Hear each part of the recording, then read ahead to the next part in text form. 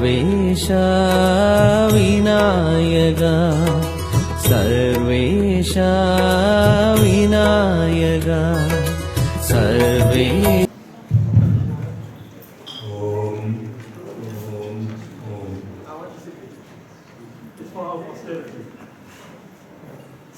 Namaste and Vanakkam. All protocols observed. I will do the introduction and my revered host, Sri Siranatri, will later on do the official welcome. Today it's really an auspicious day because we've had the blessings of the divine in the form of rain. When rain comes, it's a blessing from heaven. We've gathered here today at the sacred Sri Mariamman temple site during this auspicious Amman festival to honor Sri K Annamalai of the Bharatiya Janata Party, which is the largest political party in the world with over 100 million members.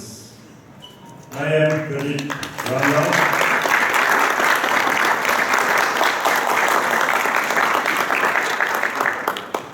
Your program director for this evening. Sri Annamalai is the BJP State President of Tamilnadu.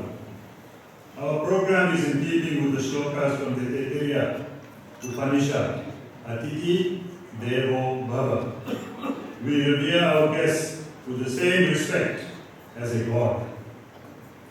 As India rises in the world as the fifth largest economy, we remember what Sri Aurobindo stated in his famous Uttapara speech in June 1909, upon release from the Alipur jail. When India rises, it is Sanatan Dharma that is rising. Sri Annamalai is here to represent the largest democracy at the political party meeting for the BRICS countries. BRICS has emerged as a powerful alliance of emerging market economies over the course of the 21st century, comprising of Brazil, Russia, India, China, and South Africa, as the acronym alludes to. The group has increasingly become a major group of South-South cooperation to meet the needs of more than 40% of the world's population. Just this year, the BRICS overtook the G7. G7 is the richest group of countries in the world in terms of global GDP contribution, with the group accounting for almost 1/3 of the world's economic activity. This is the power of South-South cooperation, and India was represented politically by Sri K Annamalai together with 3 other members of the Bharatiya Janata Party.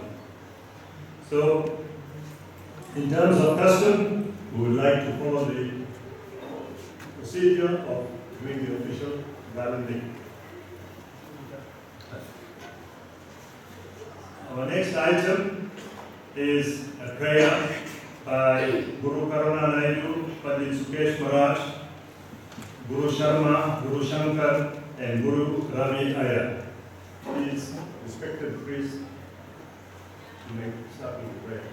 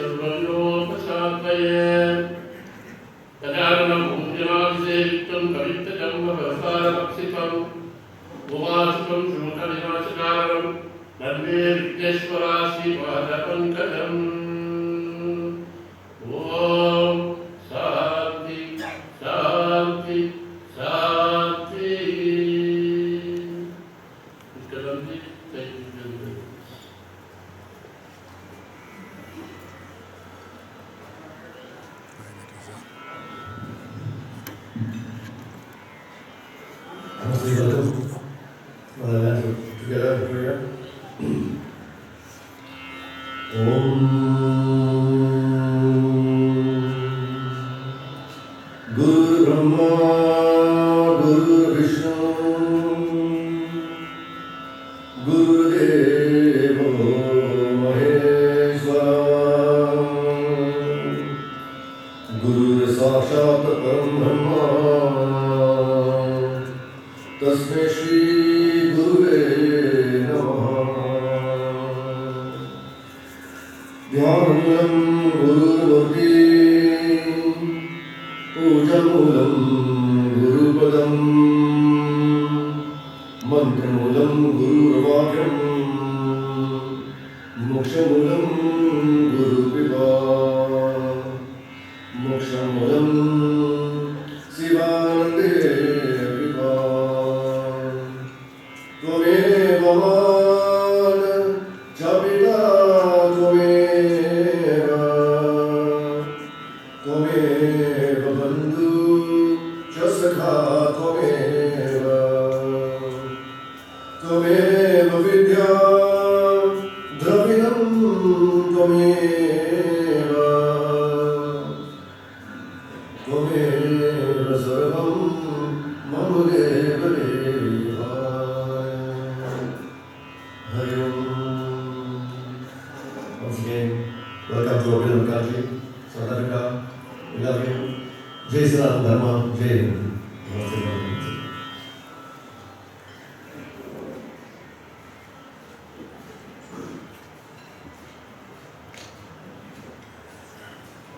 Om Sai Ram, Namaste, welcome to everyone.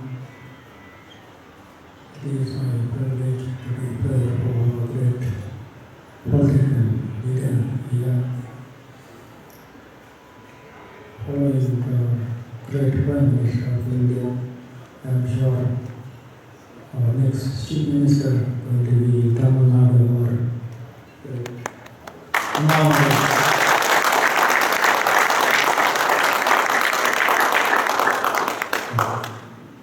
Bhagavan Sri Satya Sai Baba and temple, Surabaya temple of India, 21,600 golden tiles there. Lots of controlling our breath from there. Let's we put the hand together and we will pray for our political leader and all of you together for Indian University.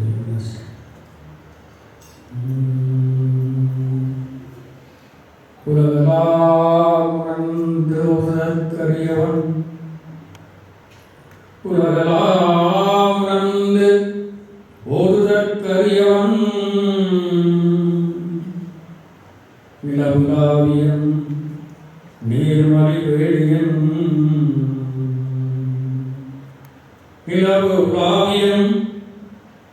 God is walking in the moon. Nilavulaviyam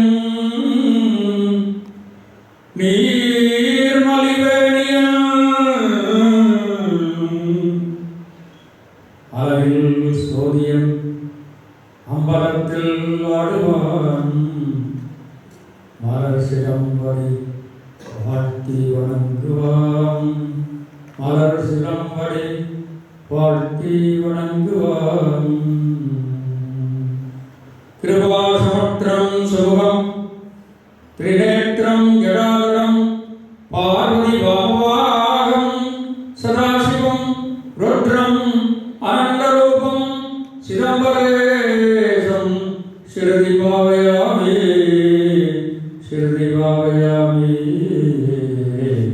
குறித்த பிரகோபம் கோவை செவ்வாயில் குமச்சரிப்பும் பறித்த தரையில் பவளம் போல் மேயிற பார்வதீரும் இனித்தமுறை பொற்பாதமும் காணப்பெற்றாள் மனித பிரதியம் வேண்டுவதோ இந்த மாநிலத்தே சாயீஸ்வராய வித்மகே சத்யதேவாய தீமகே தன்னோ சர்வம் பிரச்சோதயாத். ஹரி ஓம் தத்சத். சாந்தி சாந்தி சாந்தி. நன்றி. Thank you. Thank you very much. God bless you.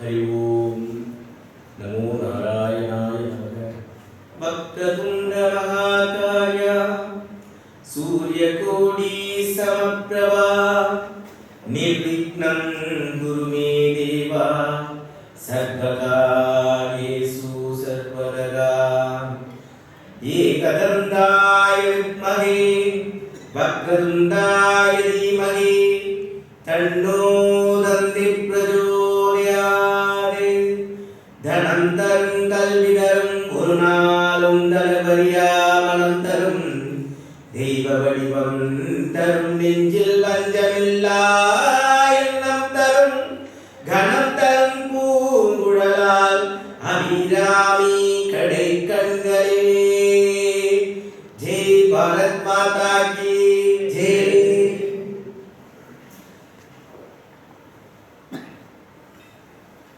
வணக்கம், நமஸ்தே, நமஸ்காரம்.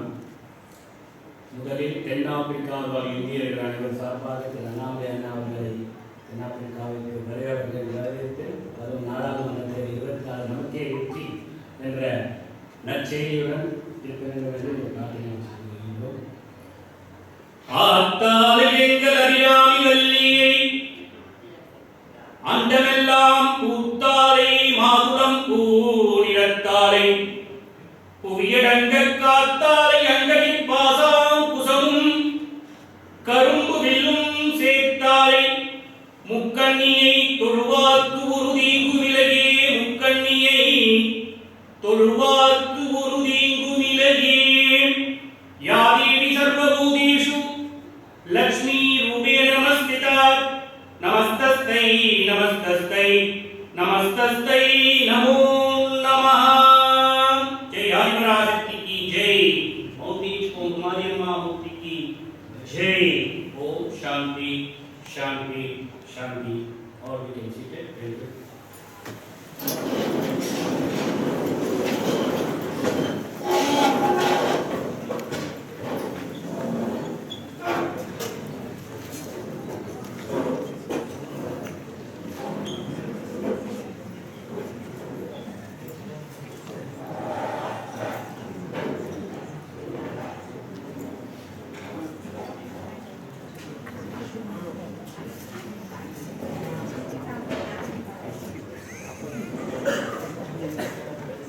To all our dignitaries and guests, our next item is an invocation dance by the Shiksha Dance Institute.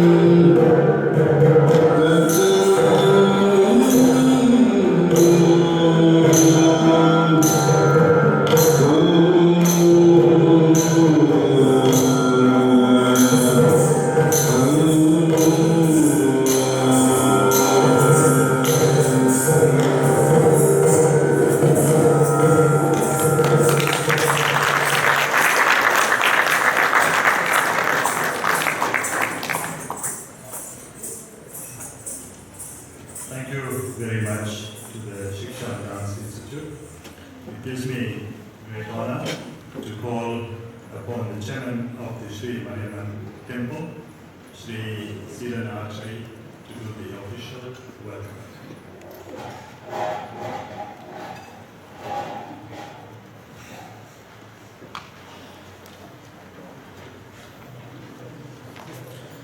Vanakkam, Namaste, Namaskaram, good evening ladies and gentlemen. It is good to have you here in Mount Edgecombe on a cold and rainy night. Those of us that live in Durban are not used to this kind of weather. Dion Arunabam from Port Elizabeth may be used to that kind of weather. So on behalf of the Sri Mariamman Temple Society, the NASA Foundation, we'd like to welcome Shri K Annamalai, the leader of the BJP Tamilnadu, and Srimati Tama J. David, the Consul General, based in Durban. So it's good to have you here, both of you. I'm not one too much for protocols, so if I don't afford you the necessary respect, pardon me. So I serve as the chairperson of the Sri Mariamman Temple in Mount Edgecombe. On a light note, those of you who want to say Sri Mariamman Temple and politics go hand in glove, today is the day to write about that. It is indeed a political meeting today. We meet a rising politician from India, and so you can write widely about it, and I know social media will cover this hugely. But to say that politics and religion don't mix, it's not right, it's not fair, it's not correct. Everything that happens in our lives will require the blessings of our Lord and Mother Mariamman. Everything that happens outside of our religion, we need our politicians and our government to make sure that they do the right thing and they are able to lead us correctly. I almost think that the air that we breathe, you'll be charging us for it one day. Because you charge us for the water, you charge us for everything. But the air that we breathe, the good Lord has provided, one day I think we're going to pay for it. So we want good, honest politicians who will lead us.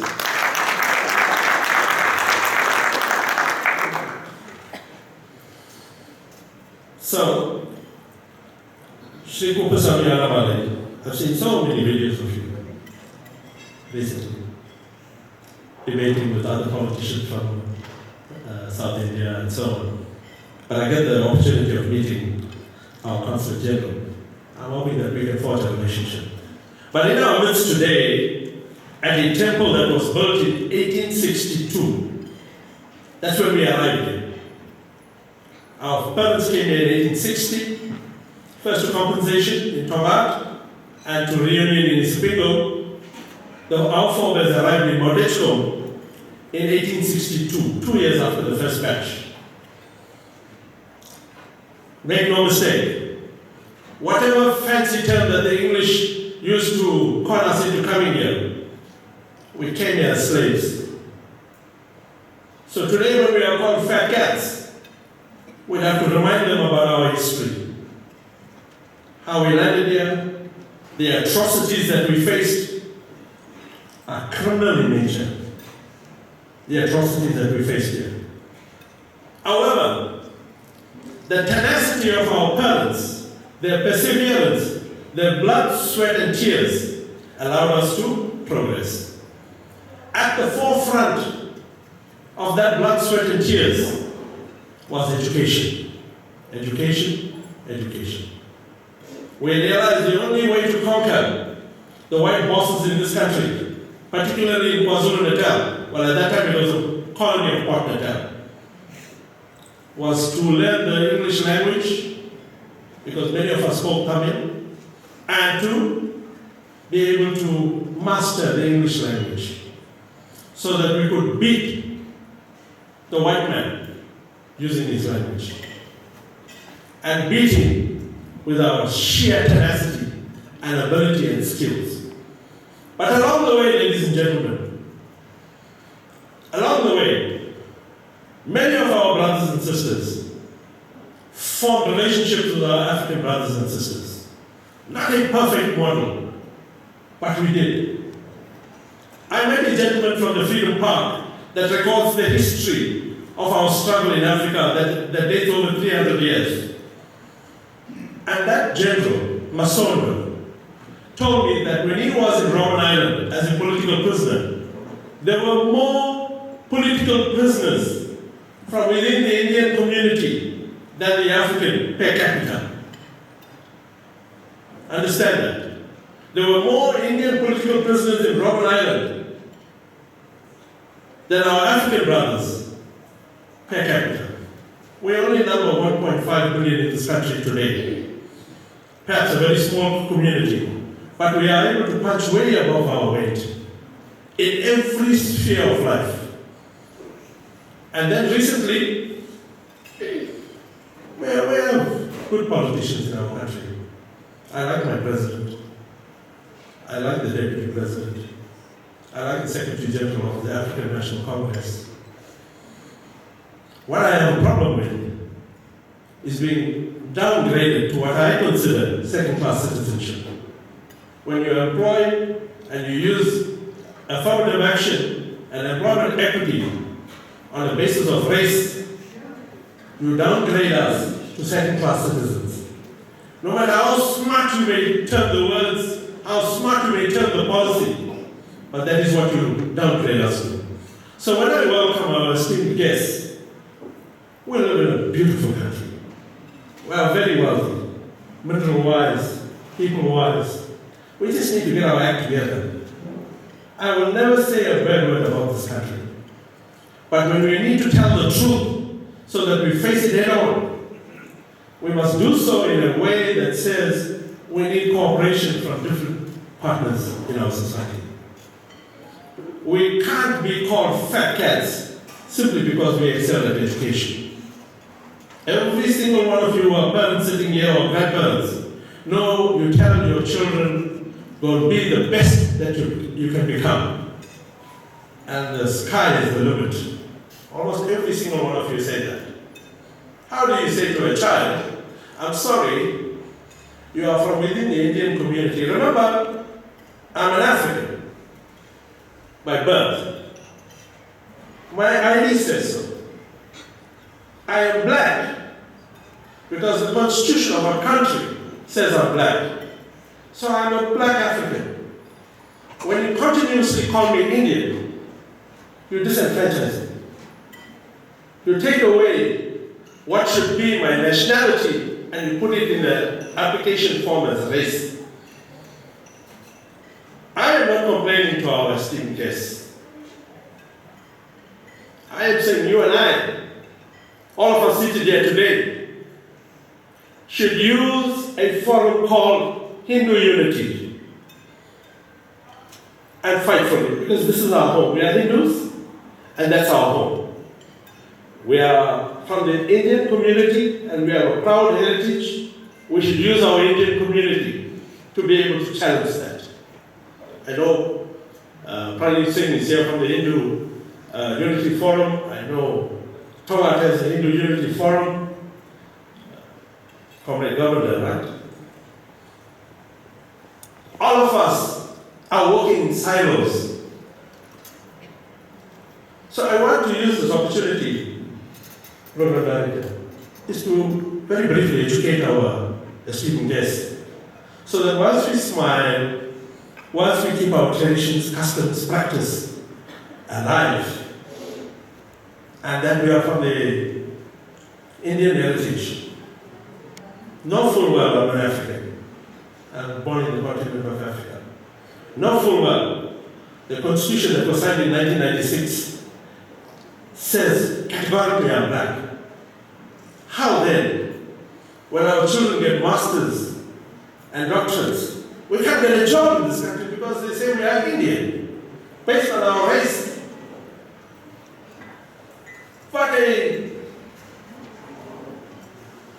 guy from K Kenya or Nigeria or any other African country can come in on the basis that he's African and he's black. But products of South Africa, the government spent money on educating us and then doesn't give us the job, but will give a guy from another country the job. We can come to India, train as a doctor. I think your education system is par excellence. We can't beat or match your education system for now. We have to strive to reach your education levels. After we qualify in India, we are not allowed to practice in South Africa. How crazy is that? But we are partners in BRICS. Something is wrong with that partnership. There's a very strong bond between India and South Africa. India was the first country that took up the cudgels on behalf of the disenfranchised in this country. India was the first country in the United Nations to challenge the apartheid laws against us. And then the community that came from India is the first ones to be marginalized. We are not alone. The colored and the white say the same. You heard it. So, I want you to know that I'm not complaining to you. It will be wrong. But I want to use this opportunity to complain to my community and say to us, all of us, because you are the leaders in our society. If you sit back and say, let him do the job, or let the other person take up the cudgels on our behalf, we won't get anywhere as a community. And our children will be the losers. We are the beneficiaries of our parents' hard work, tenacity, blood, sweat, slavery. We got here. So when we want to meet a leader from the ruling party in India, we must learn some lessons. Perhaps you will share that with us. The Consul General, I know you won't get involved in the local politics of the country. That's not your domain. But understand, we need to be able to talk to somebody.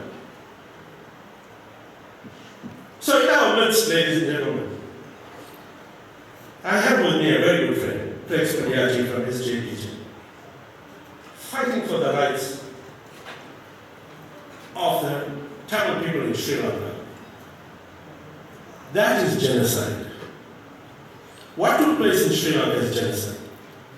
What took place in Phoenix in 2021 is not genocide. As an Indian community, we are a soft target, so you blame your faults on us. 33 people died, 60 people were arrested and imprisoned for 6 months without bail. Mr. Governor, I will tell you that was only available back in the day before 1994, not after 1994. 6 months without bail. 6 people of Indian origin were also murdered. Nobody says a word about it. Why am I reminding you at this function today? I should show more respect to our guests from overseas. How about saying this? Catch a wake up. You are so fast asleep and you are so silent. It hurts. And then those of us that speak, when you go to the chat sites and you go to the social media, there's huge arguments taking place there without a stitch of work being done practically. That's all we do. So ladies and gentlemen, because I'm here on stage and because I chair the Sri Madhava Temple, let me say, all we do is talk, talk, talk. No action. Arise. There's a young man here who is rising in India, and politics in that country is not easy. There's a young lady here, I'm not allowed to say that word, who is the Consul General. How many female foreign diplomats from within the Indian community that we have. None. From within the Hindu ranks, or even Christian for that matter. But we have 8 ambassadors from South Africa who come from the Muslim community, which is the tiniest of the Indian community in South Africa. What happened, my brothers and sisters? I can talk in colloquial English as well, right? This word came from Tamil. What happened, bro? You know what happened, Keegan's story? So what happened? We are fast asleep and we don't want to tackle issues head on. Because politically, we are marginalized like no other community. We are, politically. Our schools are being run down.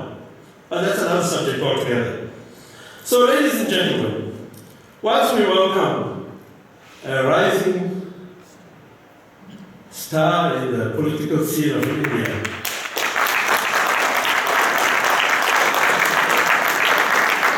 I was told, Mr. Annamalai, 2034, he is the Prime Minister of India. there you are. You have all blessings from Brother Mari Stable. But you know, let that be a blessing and not the other way around, because he needs to go safely back to India after the big summit. So let me introduce, I said to you, we have the Sri Lankan delegation, or the people in our country that are fighting that issue. But I also want to introduce a gentleman called Pubi Govindasammy, who is the highest ranking official in the South African Football Association. Just one person from within our community that serves on SAFA. And here's my challenge to you, Mr. Annamalai, and to the Consul General. He is in charge of indoor football. We want to play a game, South Africa versus India, at an indoor stadium. We'll raise our money from this side. If you can send the team from India, it will be a great boost for indoor football in South Africa.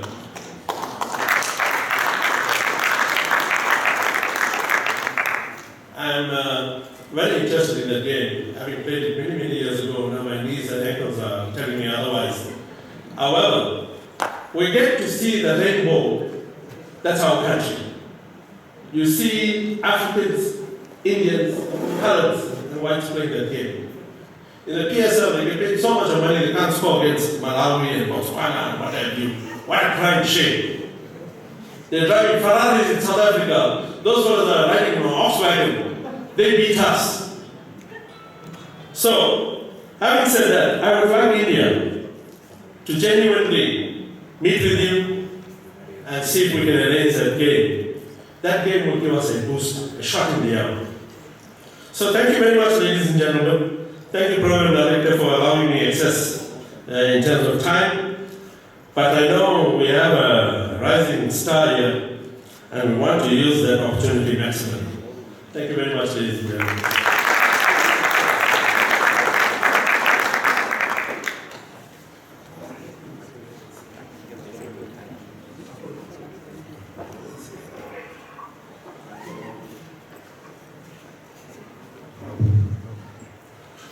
Our next item is a message from Shri Mohan Raj Venkateswamy.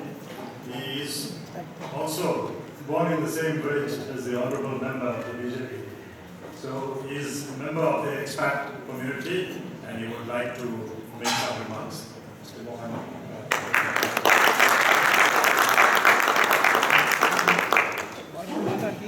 Welcome, ladies and gentlemen. On behalf of our Tamil community and Indian Association of South Africa, we warmly welcome Mr. K Annamalai, former IPS officer, President of BJP Tamilnadu, and Dr. Therema, Consul General of India, Durban. We are grateful for their presence today. Annamalai, we deeply appreciate the time you've taken to meet with our people. I believe Modi ji made a brilliant decision by appointing our youngster as a president of BJP Tamilnadu.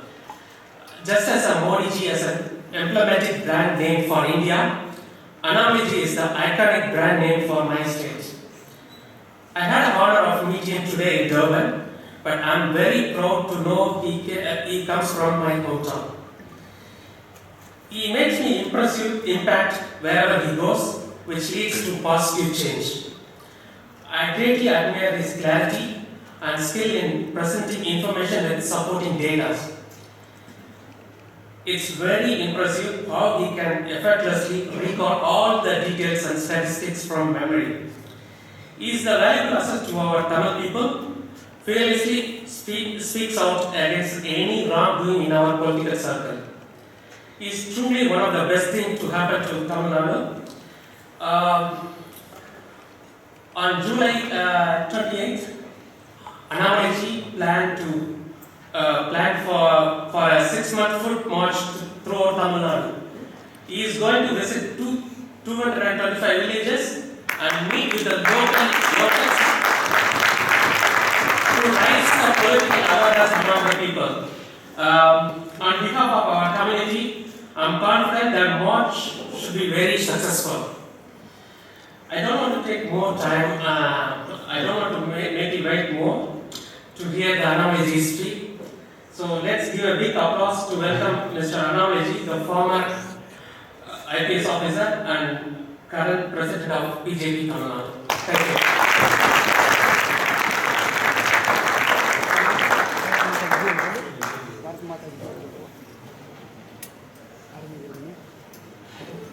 Thank you, Sri Mohan Bhaji. I would like to call upon Professor Anand Singh.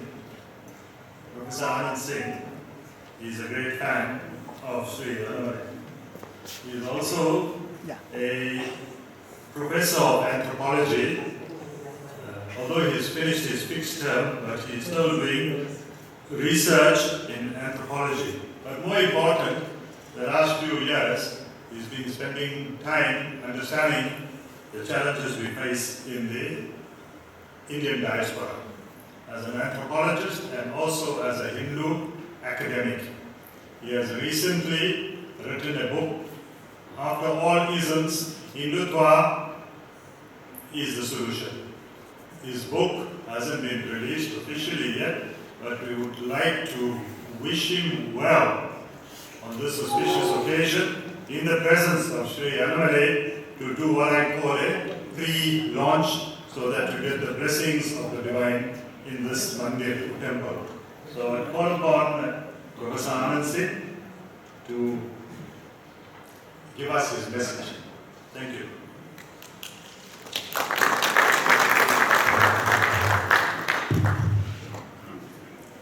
Welcome, namaskaram, and namaste to all of you. Thank you very much for giving me this privilege to talk in front of somebody who piqued my interest when I watched him on YouTube about a year ago. And I asked a few Indian friends from India about who is Annamalai, what do they know about him, and am I actually hearing right in terms of the positions that he is taking. And to my very pleasant surprise, he seemed to have been growing in such popularity that I was able to understand and appreciate the kinds of things that he was addressing and the growing popularity that he is experiencing, not just in Tamil Nadu, but all over India. Now, without any intention of trying to overplay the role of a genuine guest that we have here, I found a lot of things that Annamalai has been saying publicly and over YouTube and the discussions that he has had tremendously inspiring. The one very important thing that I think he stands out with is the kind of confrontations that he has to face in a very hostile political environment in Tamil Nadu. Now, we know that for the past few decades, so-called communists in Tamil Nadu have prevailed. Then we have the Dravidians who are actually secessionists who want to break away from India. And here we actually have a young man who with a very secure government job at one stage, decided that his interests and his passions could be better served outside of a government, secure government employment. Well, thank goodness that Annamalai, I think, is married, so he's out of the marriage market now. And I believe that anybody in India who gets a government job and who passes the IPS examinations, proposals come for them one after the other. So he's probably now safe from all of that. But the very important thing is that he's taken a huge risk, and the feedback that many people are actually getting is that both the so-called communists from Tamil Nadu and the so-called secessionists are beginning to show themselves up against someone who's standing by principle. And we all know one thing, that Annamalai belongs to a party that is being led by a man that history has never seen rise to the position that he did without a huge bank account, without huge investments in property, without a woman by his side as a wife, children whose interests are being seen to before everyone else's, and perhaps a harem here and there where he could run away and have weekends with.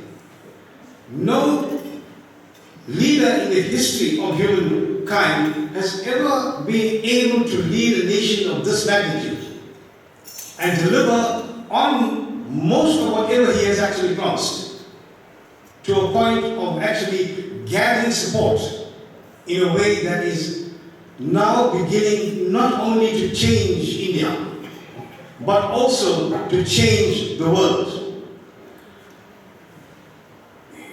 Modiji is one of those people who has this attraction towards the Indian diaspora.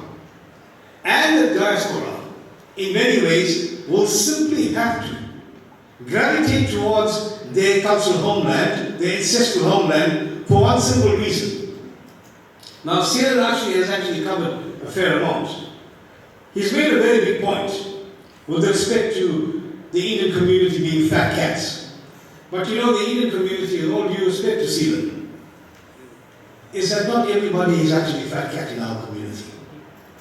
The majority of Indians continue to remain working class, underclass, and extremely marginalized.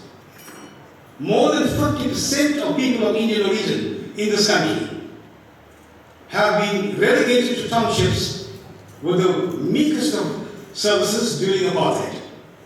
And it's become even worse during the post-apartheid era. The important thing is that people in this country continue to pay the price for being of Indian origin, largely because there are competencies that are virtually unmatched in this country, especially in education and professionalism. But we have to continue to endure, because South Africa, sadly, is about the only country in the world that actually practices affirmative action for the majority of people. Affirmative action applies to the favor of minorities wherever they are. But in South Africa, it applies to the majority. It's something that we need to address. But whether we will actually get a hearing or not is impossible. Perhaps in the near future as well. Because of this marginalization, these continuous attacks that we have to face as a minority, not just a minority, but an Indian minority, it is inevitable that people are going to continue to want to associate with their ancestral homeland.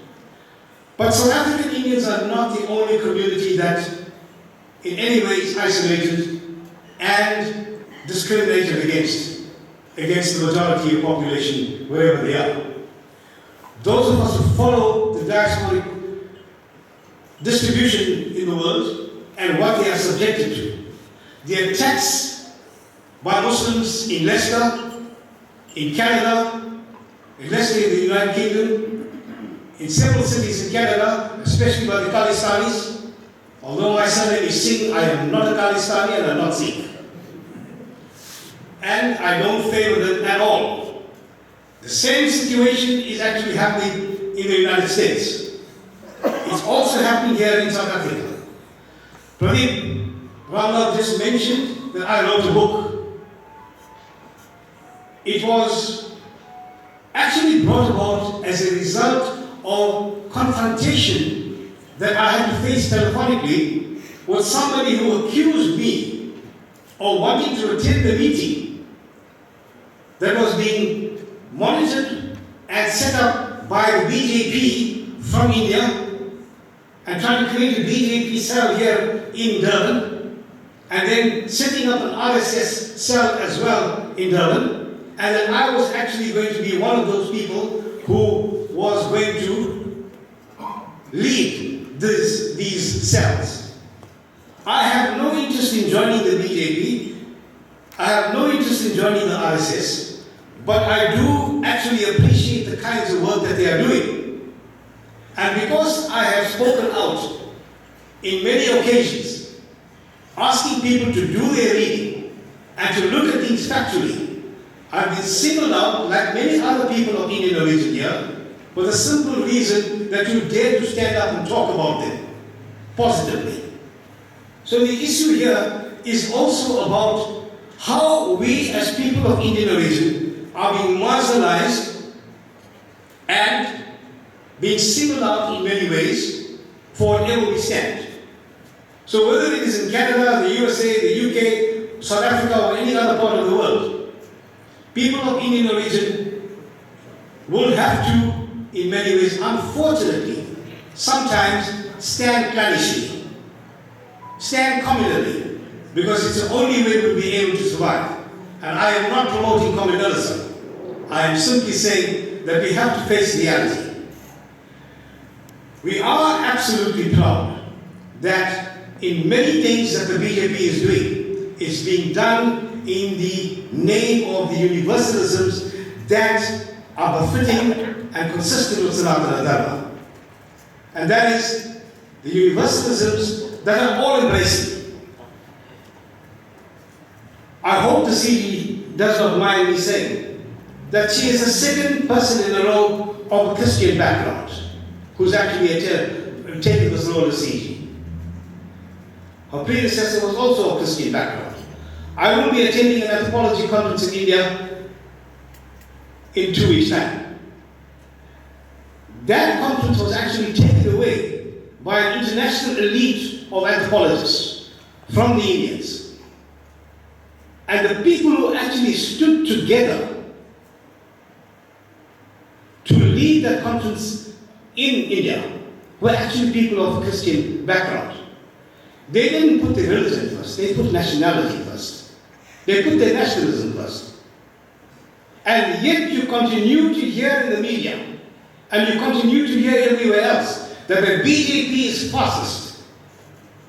And that you continue to hear that in fact we need to drive them out of power. With that kind of accusation, I decided at the beginning of COVID that I will actually write a book against the attacks that not just what India is facing, but what we as people of Indian origin are facing. And what actually transpired in the course of my research was that many of these major ideologies are beginning to erode in their influence in the world. So it is no surprise, for instance, that Modi ji went and spoke to the US Congress. It is no surprise that his fame throughout the world is actually rising to a point where it is making people feel rather uncomfortable. But it is also giving the Indian diaspora good reason, not only to continue to link up with the ancestral homeland, but also to be able to learn and relearn what we have lost over these years. And to that extent, I wish Annamalai well, I wish him all the best, and I hope that at some point, when the one young lady in the crowd in one of the YouTubes that I've seen recently, sir, aren't you actually going to strive towards becoming Prime Minister because I'd like to see you there. And Annamalai's response, I'm sure you remember that, he gave one of the most mature and beautiful answers. And that is, I will stand by the party and where they actually take me. Thank you very much.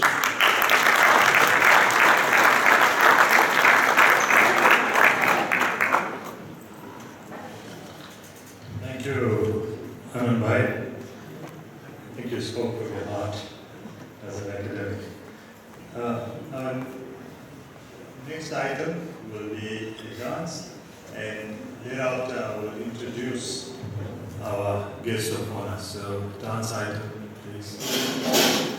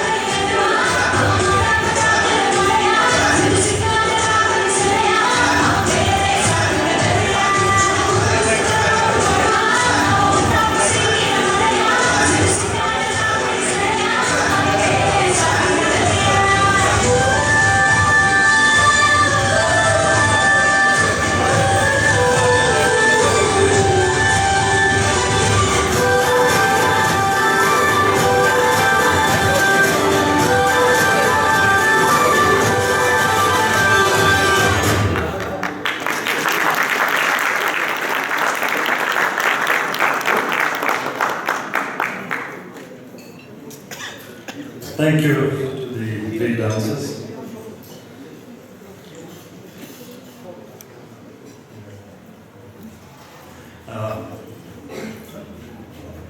Dear guests, I would like to introduce our honorable dignitary member of the Bharatiya Janata Party, and he has a long CV, very long one, but I will compound it with a message that I have prepared, and thereafter we'll have a special prayer from the gurus, and also there will be some bouquets. So let me finish my word on the introduction of our distinguished guest. It is indeed an honor and privilege to stand before you to welcome and introduce Sri Annamalai ji, an extraordinary man who has left an indelible mark in the hearts and minds of fellow South African Indians. He is a true young visionary, a relentless champion of justice, and a beacon of hope for countless lives in India, as well as the diaspora. Born on the 4th of June 1984 in an agricultural family in a humble village called Karur, Mr. Annamalai's life is a testament to the power of determination and perseverance. From an early age, he demonstrated an insatiable curiosity and an unyielding spirit to rise above adversity. This thirst for knowledge led him to excel academically, and he earned degrees in mechanical engineering and a master's in business administration from two prestigious institutions, the PSG College of Technology in Coimbatore and the Indian Institute of Management in Lucknow, Uttar Pradesh. In 2011, he was a batch topper in the UPSC civil service examinations, becoming a force to be reckoned with his knowledge of legal and police administration. Sri Annamalai is guided by a deep sense of duty to serve people, the nation and the world. His unwavering commitment to upholding justice and protecting the rights of the marginalized is evident in every case he fought and championed. As an advocate for social reform, he fearlessly took on issues that others dared not to approach, ensuring that the voiceless found a powerful advocate in him. In addition to his exemplary career, Sri Annamalai ji's dedication to public service is further showcased when he entered the realms of politics. Recognizing the potential to effect a profound change from within the system, he took on the mantle of leadership with humility and integrity. His tenure as a political leader is characterized by transparency, honesty, and an unyielding commitment to the welfare of the constituents. He is often referred to as Singam Anna. Singam means lion.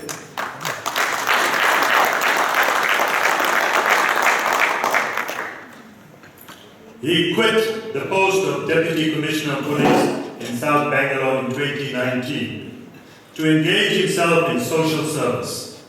Soon after his resignation as an IPS officer, and in a media conference he stated that he was a natural fit for the Bharatiya Janata Party. He felt that the Honorable Prime Minister, Honorable Sri Narendra Ji Modi, inspired him most, and that he was a true leader. Sri Annamalai ji can speak fluently in Hindi, in Tamil, Kannada, and some other languages. On the 25th of August 2020, he joined the BJP, and he later became the president of the Tamilnadu state BJP unit.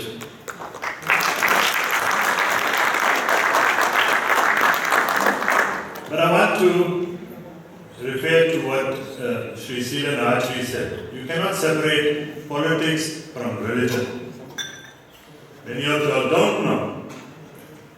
Sri Annamalai ji is a follower and a devotee of the Ramakrishna Math, which is a prestigious institution, and he follows the great Swami Gautamananda ji Maharaj, who has come to South Africa also. The Sri Narendra Modi government has completed 9 years in office in 2 successive terms on the 30th of May. The Bharatiya Janata Party has planned a month-long mass reach-out of programs across the country. Who thought that this messenger of Modi will come to South Africa?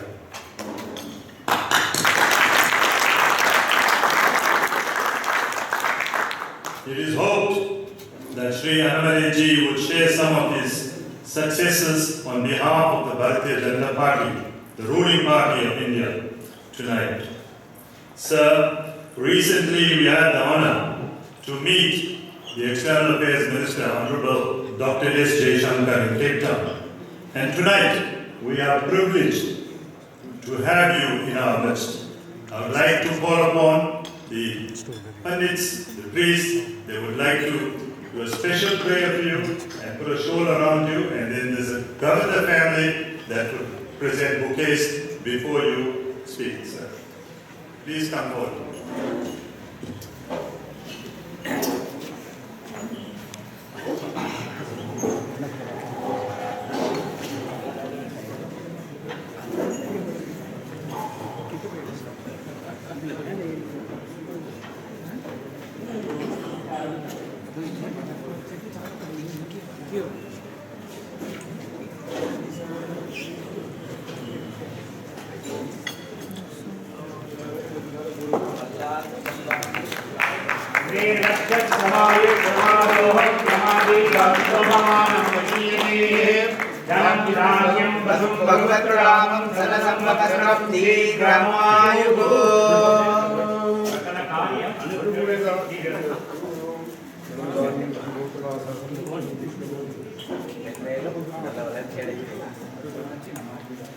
जय भारत माता की जय, भारत माता की जय।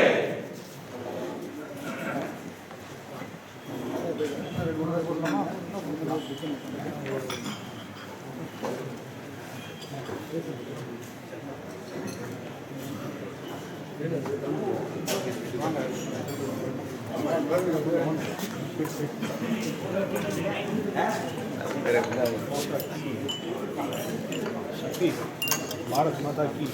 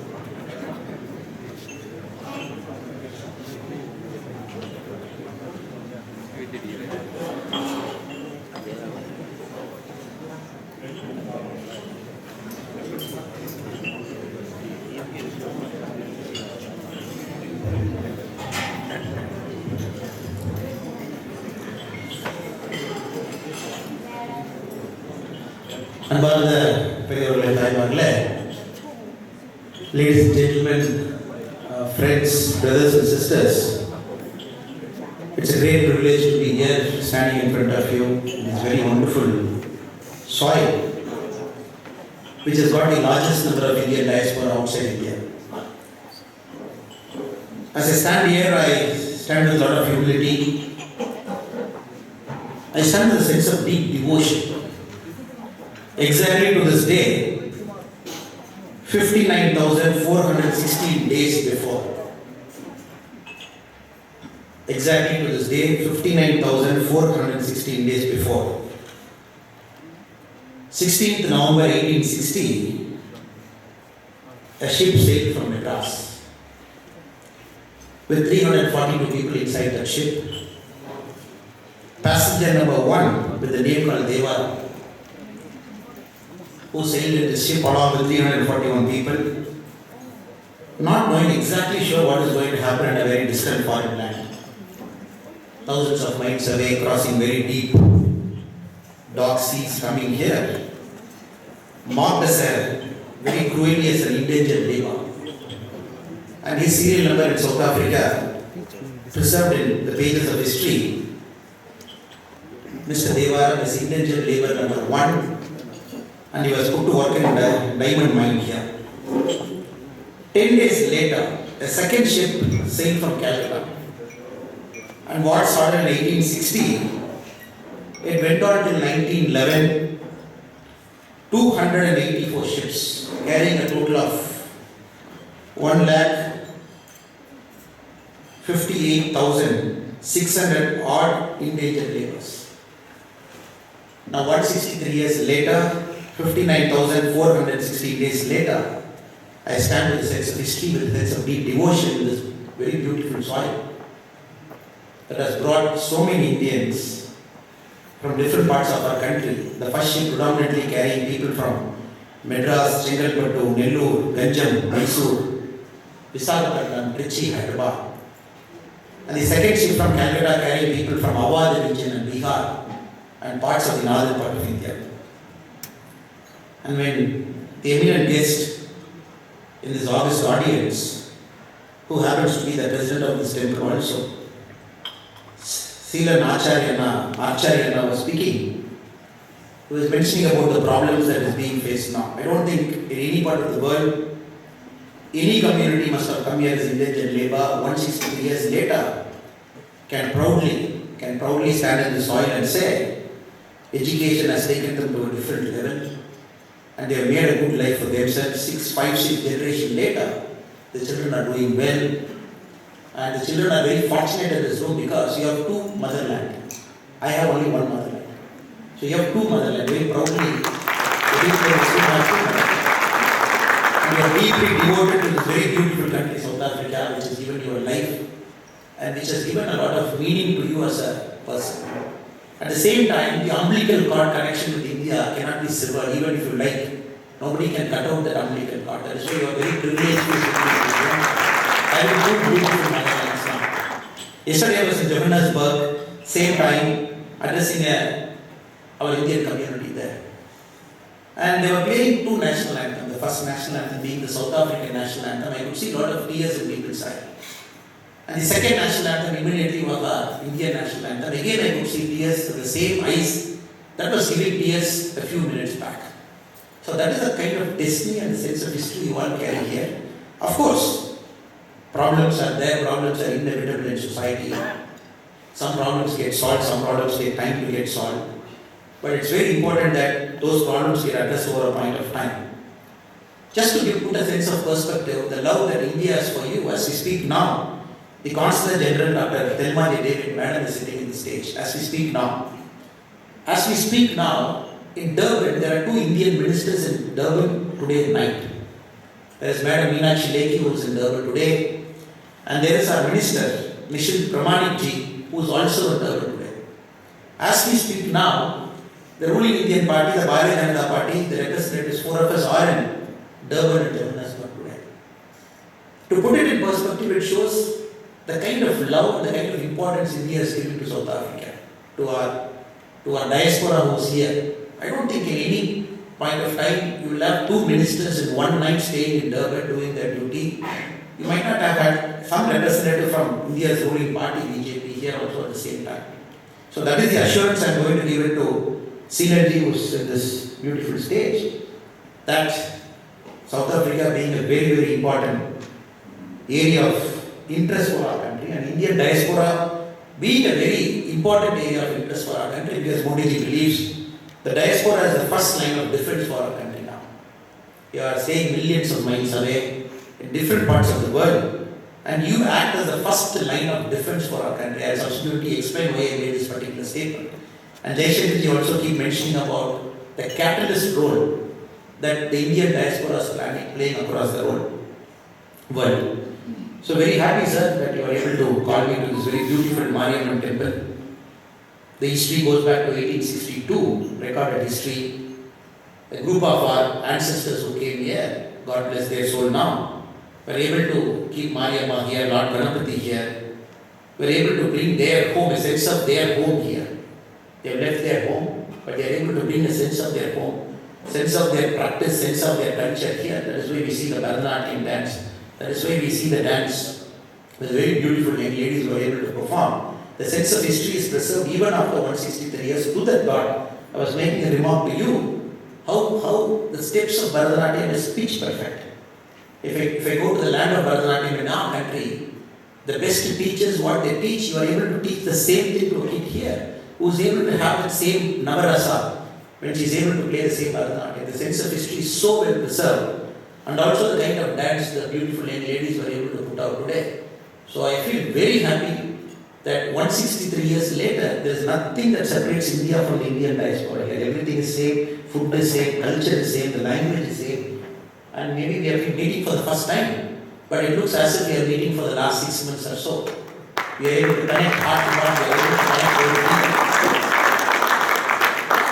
And the other gentleman at the stage, my brother Mohan Raj Mutsam was able to have some very kind words for me. I'm not very sure I deserve all of it. I'm pretty sure I don't deserve. And Professor Anand Singh ji was able to give a sense of history and what is happening. Thank you so much for your kind words, sir. And Pradeep Ramlal ji, who pushed me to board a flight in Johannesburg, come in the middle of the night, address you. Again take a morning flight, go to Johannesburg, catch a flight, board flight to Qatar, and catch a flight 1 hour later, flight to Delhi. So this trip was very important for me because I want to come to Durban and see you, even for a night, and pay my respects to you, and give you a sense of confidence that millions of miles away we are with you. Come what may, we will be with you in the times to come on. So that is why my trip here to Durban is very important for me. And Dr. Selvan Nayakar, who is chairperson of this temple trust, who is waiting to give the vote of thanks, and Mr. Prakash Padiyach, who is playing a very prominent voice in South Africa for our Sri Lankan Tamil friends, for all the sufferings they have gone through. And most importantly, the guests for this evening come from different parts of India. You all do very important things in Durban, in South Africa, but still you have chosen to give your time on an evening with just a 24-hour notice. You all have chosen to come here. And my Tamil friends who are here, Kannada friends who are here, Andhra friends who are here, UP friends who are here, Gujarat friends who are here, West Bengal friends who are here, from all different states of India. And I connect to you as a Bharati, I connect to you as an Indian today. Thank you so much for making time and being able to come. What to speak, sir? And yes, there are issues, no doubt. That is why BJP has sent out a delegation here to the BRICS political parties, the summit that is being hosted by the African National Congress. Many of the things that you have spoken were discussed at length for the last 3 days. How to take this partnership to the next level, and how to strengthen and deepen this partnership further with the summit that is coming up in August with our Prime Minister Modi ji coming here. And of course, you will give you the government perspective of what Indian government is going to do. So I leave it at that point of time. And there is also a government functionary, madam, who is sitting on the stage. And I can only assure you many of the things that you've spoken. I am a messenger. I am going to carry it back home. I am going to meet the very important people sitting in our government, including our External Affairs Minister Jaishankar ji, and my party President Nadda ji, and the ministers concerned, and even to our Prime Minister, very Honorable Narendra Modi ji. And I am just a carrier, and 100% I am going to carry. And many of the issues that we spoke are very serious, and there is no doubt about that. But there is a way to solve it. There is a democratic process to solve it. I am very sure it will get solved. Now, 163 years later, when our forefathers left our land, it was a very different India. 1859, we have seen what has happened. The first war of Indian independence happened. 1860, a very severe penal code came to our country. The same Thomas Babington Macaulay wrote two different things. He wrote the Indian education system, he also wrote the Indian penal code then. So maybe your forefathers at one point of time they didn't see a good future for themselves in India. They felt it is better to escape the oppressive regime of the British India there, maybe travel to a foreign land, make a life for themselves, settle here, maybe in a foreign land, and create opportunities for themselves. Maybe they felt that is denied for them in our country. And now, 163 years later, when I come as a messenger from India, from your motherland, and as a representative of Mr. Modi ji, when you look at India now, it's a very different India. And we have traveled so much in the last decade or so, and the arc that India has achieved, the trajectory that we have achieved is unbelievable. I don't think any democratic nation, I'm just putting in quotation the word called democratic, I don't think any democratic nation has achieved what our country has achieved in the last 10 years. I'm going to put some numbers in perspective. Just to inform you, the kind of trajectory and the growth that India is attaining now and India is going to attain in the next 25 years. We are a country of 142 crore people. And population is always a blessing, sometimes it is always a curse, depending on the way we see it. 1974, 75, 76, we saw population as a curse. We never thought a country having so much population, how are we going to feed those people? How are we going to give food to those people?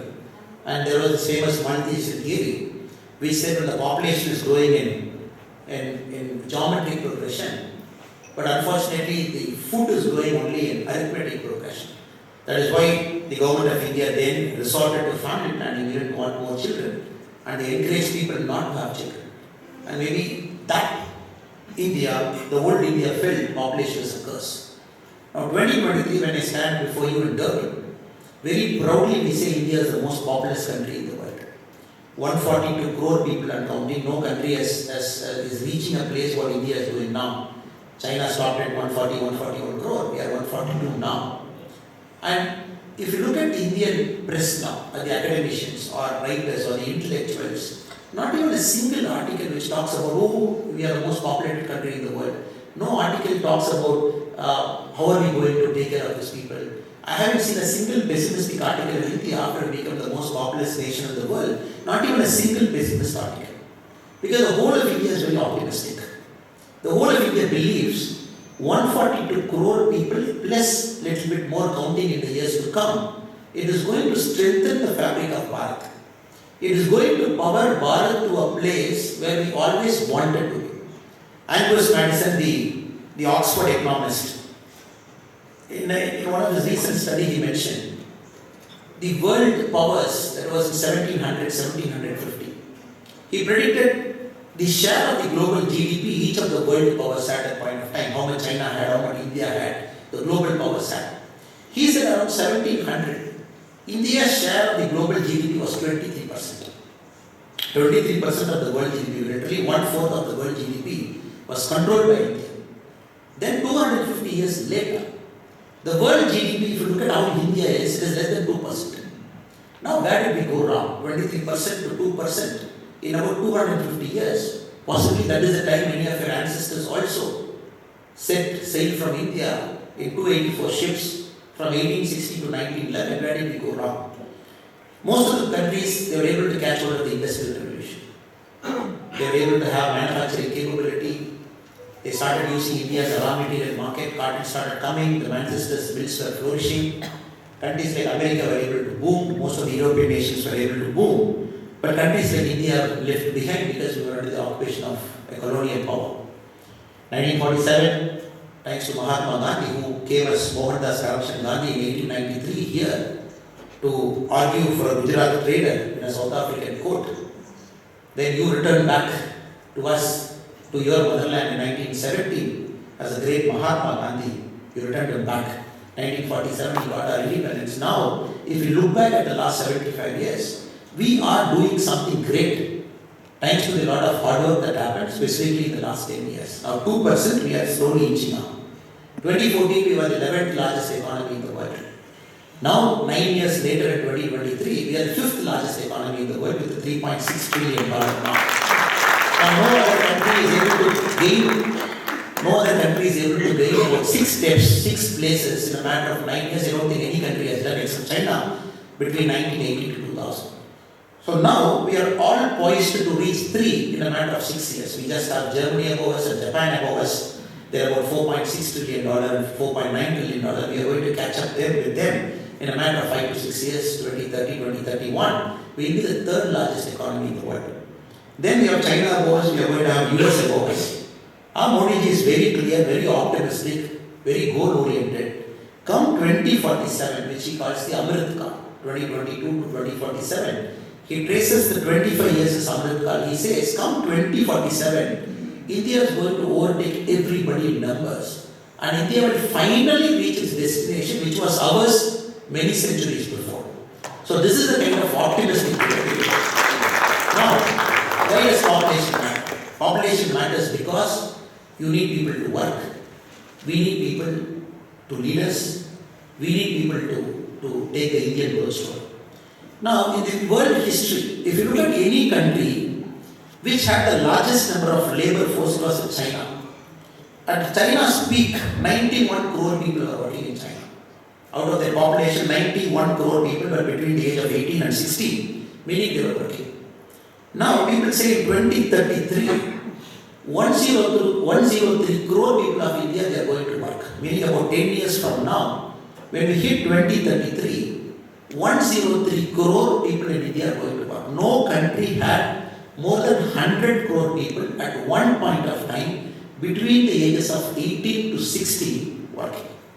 Just imagine 103 crore people working at the same time in 2033. Doctors, engineers, architects, policemen, fire servicemen, whatever work they are doing.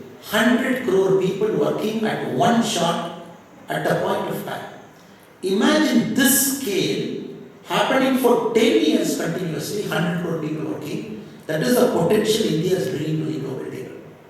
And I passionately speak in many forums. For all the global problems, many countries are looking at India for solution. Why?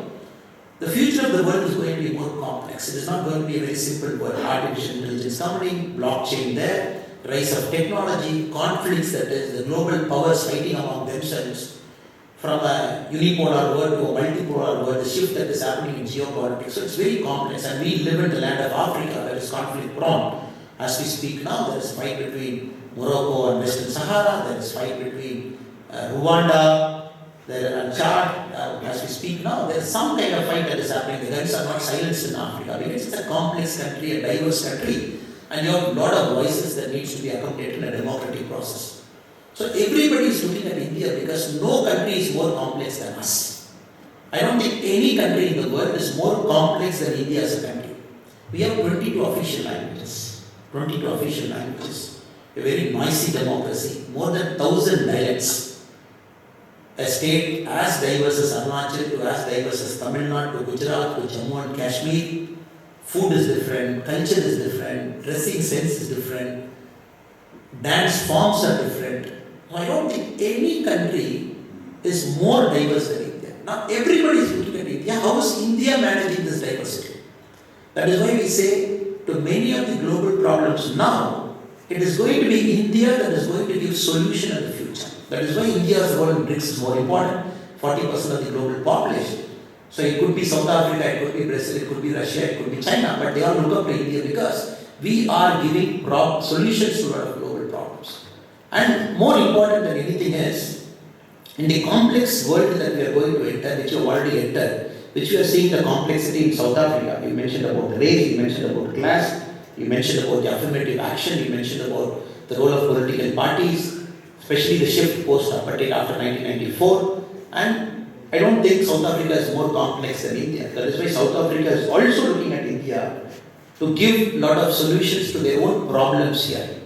And we have a beautiful action. We have affirmative action in our country, which we are doing it from 1950.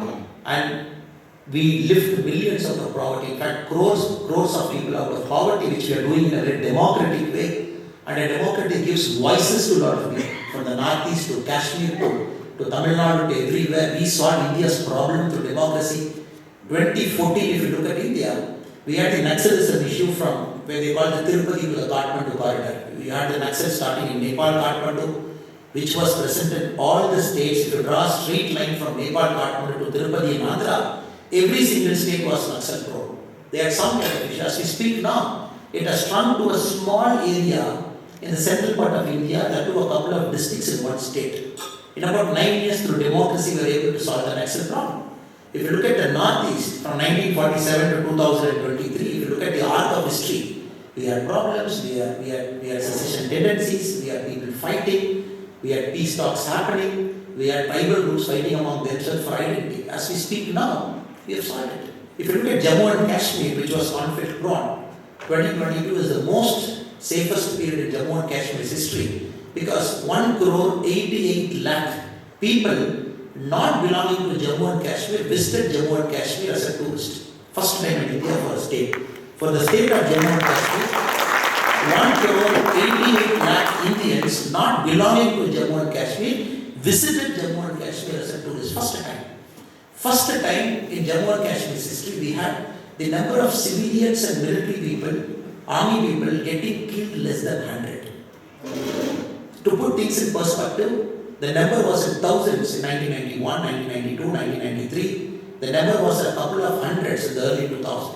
Now, first time in India's history after the militancy started in 1989, 2022, we had the number of deaths, civilian deaths, and the number of armed forces deaths below 100 in a single year. So I can give you data after data to put things in perspective, how India is at its most peaceful time now. The problems of India we are solving democratically among us, from the northeast to other parts of India, and more importantly, the India story is going global. If you look at the Fortune 500 companies now, the top 500 companies in the world, 71 companies CEOs are Indian origin. Other day a friend was asking me, how is it possible? Is it because of good education, or have they gone to Harvard or Stanford, or they gone to some of the best schools in the European nations? I said, no, it is not that. It is happening because the world powers and the world corporations, they know only an Indian can manage complexity. If Microsoft is operating for China, and is operating in the US, and is operating in every single United Nations recognized country in the world, Microsoft is in every single nation. You have Google in every single nation. Why are both the CEOs having Indian origin? Because their DNA manages complexity. They come from the land that is complex. And they manage complexity, they deliver results. That is why 71 CEOs of Fortune 500 companies, they are Indian origin. Now, this number will only go up, it will hit 100 in a matter of time. So that is why India's growth story is very important to the world. Western powers might see India in a very different lens, but India's growth story tells a very important story to the world powers. You have complexity, to manage it, look at us. And you have democracy, we have democracy, and our democracy is as old as it. 9th century, 10th century inscriptions in Tamilnadu, the Chola time, in a place called Uttamarayaru, which talks about the governing councils, the election to the governing council, which talks about the Panchayat elections, which talks about the disqualification, which talks about corruption in Panchayat, how to sort. This is a 9th and 10th century inscription, Chola inscription in a place called Uttamarayaru in Tamilnadu, which talks about democracy at its finest. And we are practicing democracy in a very complex country with millions of different voices and political parties managing the complexity and delivering results. In this age and time, growing at 7% is not a joke, sir. And you all know the growth stories of the European nations, the growth stories of countries, including South Africa. And growing at 7% is not a joke. In this age and time, India is able to grow at 7% continuously and climbing up because we have something that is functioning.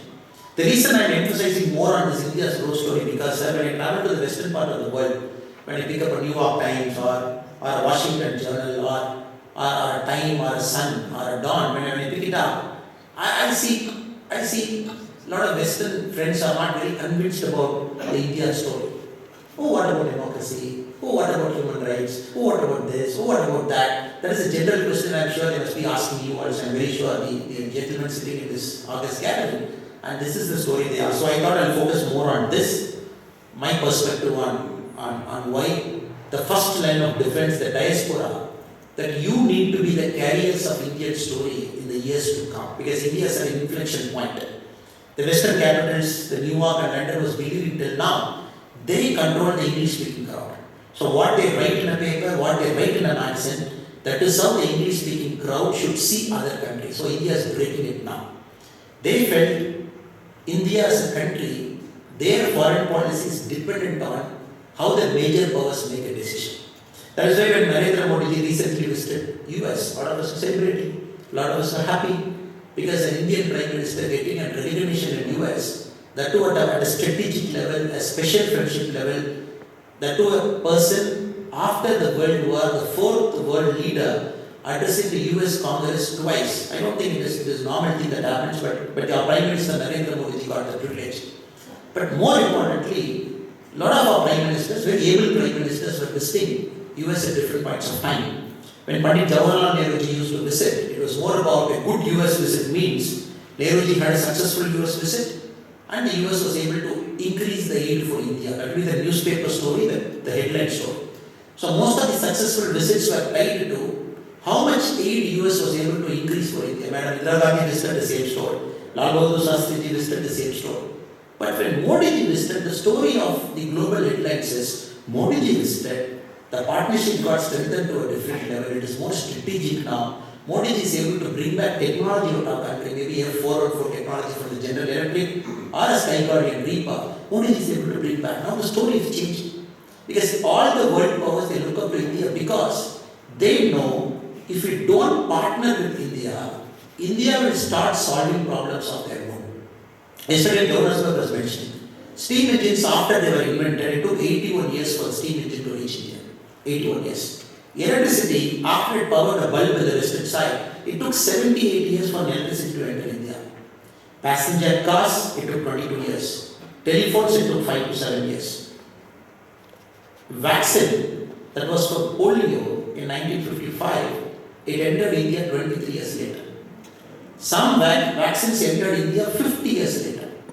That is how India was treated. So all the problems of Western world get solved, taken care, 3 generations taken care, then the technology gets transferred to India, then a very important vaccine like polio, which comes 2 decades later, in the 2 decades millions of children are died, or incapacitated, or they are lifelong disability. Now come 2020, for the very first time, India was able to show the global powers we are ahead of the curve. For the very first time during COVID, we were able to show the world we are ahead of the curve. We were able to say, look, we are 138, 39 crore population at that point of time. And we said, look, this time we are not going to wait for vaccines. We are not going to wait for 10 years. We are not going to wait for 5 years. And to get a vaccine from an American multinational company or a European multinational company, we are not going to surrender our foreign policy to you. For the very first time, we showed the world that we will make the vaccines in India, we will design in India, we will produce in India. And not only that, when the Western democracies were struggling to solve the last mile problem, I saw in US when I went there a couple of months back, where did they put vaccines? In the big stadiums, sports stadiums. People are standing in queues there. And a sports stadium, the tents were put out. And you have to go to the respective stadiums in the peak of COVID. And the government will give you vaccine. How did we solve the vaccine problem in India? It gets manufactured in Pune or Hyderabad. Indian Air Force plane lifts the vaccine. It lands in Chennai or Durban or Hyderabad. It goes to a train. Temperature gets maintained at 6 degrees. And we take that vaccine right up to the primary health center in the village, which is probably from the madam's village called Takale, right next to where madam was born, in the deepest part of Kanyakumari. And it goes to a very deep village. And there is a lady in that village will just walk a couple of meters to our primary health center, or the IMA in the primary health center, the midwife there will come to your home and give you vaccine. No country in the world was able to solve that last problem, which we solved. Then the whole country, we brought it to a single digital platform. We had an app, we took everybody into the app. Certificate, when Americans were giving paper certificate, we were giving electronic certificate in a matter of seconds. And that got embedded to the passport. You have to travel somewhere, it is automatically embedded there. That level of sophistication. That is why when our Honorable Prime Minister was in Washington recently, one of the American top CEOs, Satya Nadella made this statement. He said, look, we are at a very important time in India's history. There is an inflection point that is happening. What Modi ji is doing is thinking 20 years ahead. He is laying a digital pipeline for this country, which I think is going to be on par with the Industrial Revolution. This is coming from a CEO who runs companies across the world, who has got access to the best of data, the best of minds work for him. He has got the best PhDs thinking what is the world's next problem, how we can solve it. He makes the statement. The Prime Minister of this country is thinking 20 years ahead to solve the world problem using a digital pipeline is just not a joke. So first time we showed the world powers in 2018-19 that we can solve the world problem also. Now every country was doing vaccine hoarding they were doing, including the large powers. The United Nations has to say, please don't do vaccine hoarding. Whatever is your population, take a 50% extra and allow these multinational companies to give vaccine to others. A country like Australia had to wait a full 6 months to take a vaccine delivery from a multinational because that multinational, which was headquartered in a Western power, was blocked by the country. They said all your vaccines to me for this many months, then you give. A country like Australia had to wait 6 months to access vaccine from Western power. What did we do? We sent 25 crore vaccine to 98 countries even before our population fully had access to vaccine. Vaccines were going to Nepal, vaccines were going to Maldives, vaccines were going to Caribbean, vaccines were going to every single country, including Papua New Guinea.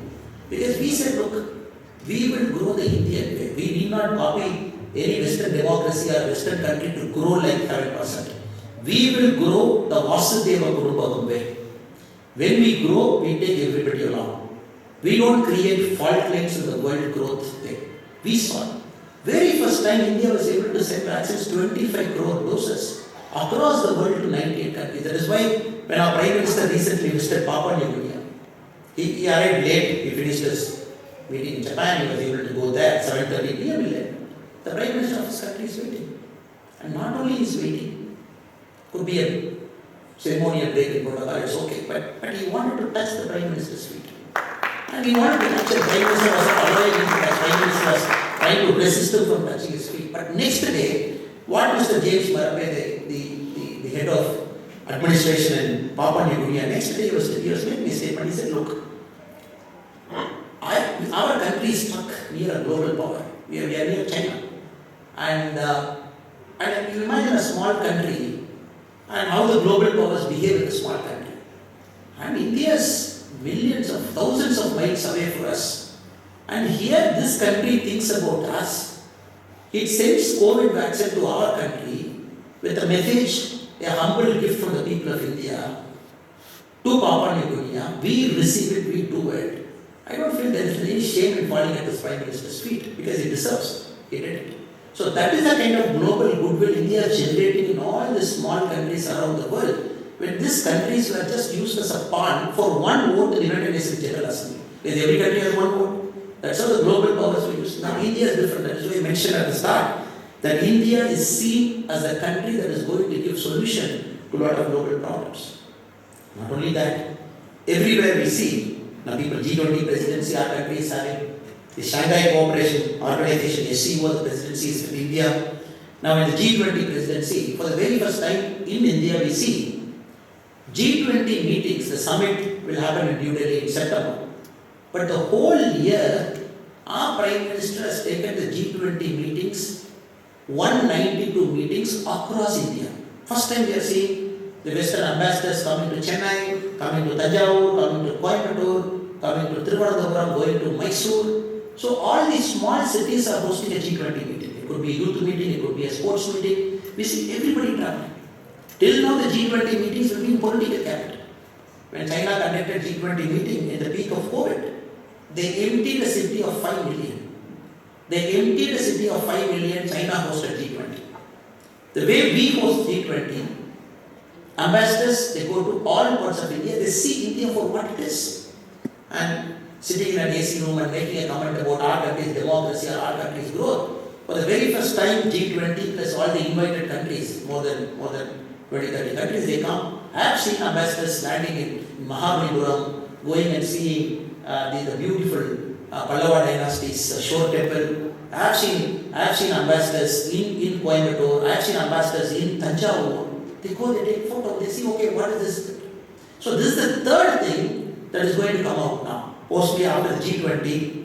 Now we are telling the world, look, we are not lecturing or giving education to all. That's how most countries do. We are telling very humbly, we have solutions to global problems. First, we say, look, our democracy is very deep. When you travel across our country, you understand how this complex country functions. That is the first lesson that probably you can take very humbly. We are taking. Second, everywhere they go, it is a local millet they have food. India is the capital of millets, which can solve most of the world's problem, including hunger, including obesity, including all the lifestyle diseases the Western countries have. So everywhere it is the international year of millet, they see millet. Everywhere they see yoga, everywhere they see Ayurveda, and every product that is used is a Make in India product in the G20. And a gift that is also given to them is a local handicraft product that is made in that part of the world, that part of our country. Now all these things are silently happening inside our country. But still, when I see outside, I keep seeing a couple of indices. They say, oh, democracy is coming down in India. So when I see this index, I keep seeing these three index. One is the Freedom and World Index, which is published from New York, which says, oh, after Modi ji has taken over, the democracy in India has gone down. Then you see the Economist Intelligence Unit, which is published by the Economist magazine, which says, no, India's democracy participation has gone down. Then you see an index called BJP Index, which says India's democracy participation has gone down. Three indexes which are quoted very widely in the Western press. He thought it is my duty to address this. Freedom and the World Index is quoted very widely, published from New York, which says India's democracy has deteriorated very deeply. Now, one fine jobless day, when I didn't have any work, I just went to this website. I was just scrolling to find what is this. Then, okay, how did they calculate the democracy score for India? Did they come to my country, our country? Did they interview people, gave them a questionnaire, took answers, and finally they come out and said, yeah, democracy has come down. Then, very surprisingly, I found they didn't do any survey in India. No survey was taken, they haven't spoken to anybody, which is widely quoted. Then, okay, how did you arrive at the score for India? Then they said, we have arrived at a score because we have this residential in-house experts. And these residential in-house experts were given 25 questions. And these people answered the 25 questions. The cumulative score we have given for India. Great. Then who are those in-house experts? Again, jobless me, trying to find out who are those experts. They said they are human rights advocates, they are eminent intellectuals, they are professors. I said, how many people? 12 people. Sitting in New York. Each gets a questionnaire for 25 questions. Each fills it up by whatever he has read, whatever his friends have told them. The net cumulative score, it gives India lower democratic rating. Great. Then the Economist Intelligence Unit. Now this is something which you have to take serious because it is published by the Economist magazine, which is a very serious business magazine. Now, Economist Intelligence Unit actually goes to a country, talks to people, takes a survey and calculates the democratic score. Even in Economist Intelligence Unit, India's democracy score is falling down. Again, I was jobless, trying to go inside, scroll. So where did they actually go and take data? Is it like the hunger index of taking sample from 1,400 people out of the 140 crore? Did they do it like that? The Economist Intelligence Unit said, look, we are unbiased. We take our data from a world value survey. The world value survey goes across the world, they do data for us. Okay. When was the last survey conducted by the world value survey? The last survey conducted by the world value survey was in 2012. After 2012, world value survey never went anywhere, gave a question to a public and filled it. So 11 years, what were you doing? Economist Intelligence Unit says, since the World Value Survey was not conducting a field survey, we also gave question to intellectuals and ranked India's score. Great. Now the third democracy index called the Freedom Index. Freedom Index is very popular with some of our political parties or opposition parties in India. Why? Because this Freedom Index is fully funded by George Soros. I mean, if you would have heard about George Soros here, the Open Society Foundation. Now, George Soros is spending about $1.6 billion building a university in California. Now, South Africa, you want more universities, medical universities, and that is one of your wish lists. That a lot of our children here should study medicine, which is a very fair request also. Now, this guy builds one university in California for $1.6 billion. Now I went and studied what is the motto of university. He says, it is to prevent the spread of nationalism. Bill Gates also puts his money in Africa. For what? To prevent the spread of malaria, to prevent the spread of cholera. So all great people, they put money, we have seen that in foundation. George Soros puts money because he wants to prevent the spread of nationalism. And he sees Modi as a nationalist. And he sees Modi being a nationalist as a threat to the world liberal order. So this George Soros, his company, he funds a BJP index. Now all the democratic index, the three main indexes in the world, if I can use one word for it, it is nonsensical. Then by jobless people, sitting in Western capitals, not having any job to do, doesn't even know what India is, giving a rating to India and calling India after 2014, after the arrival of Modi ji, it has started going down. Now this is something. Now this is where I believe the Indian diaspora, specifically the largest diaspora outside India and Durban, and which is 5 generations, 6 generations older. I see very little first generation guys working in software company here. I see a lot of 6th, 5th and 4th generation brothers and sisters who are here. I think this is where we believe in the coming times to come that you have to act as the first line of defense for our country, not cheerleaders. Because all of us have a connection to our motherland in different capacity. Maybe I as a citizen, or you tracing your root back by your umbilical cord connection. But the first line of defense meaning, India's story has to go global. Not because we don't want some children in Scandinavian country in textbook reading about beautiful India, beautiful Taj Mahal, we don't want that. But we firmly believe in this age and time, India can give solutions to the global problem. That is why this story has to go there. And second, 9 years, the kind of work Narendra Modi ji, the Indian government is able to do. 1947 till 2014, the number of toilets built in India, by government for 67 years is 6.4 crore. 67 years. 2014 to 2023, in 9 years, the number of toilets built by Mr. Modi ji is 11.2 crore. We are going to look at the scale. Here, look at the scale. That too, we did it in a democracy, not like China where we went and said, draw a straight line, we'll put the road tomorrow and all of you get lost. Not like that. In a democracy, a complex, noisy democracy, where opposition parties rule a state, and all kinds of noisy things happen in India. 11.2 crore toilets built in 9 years.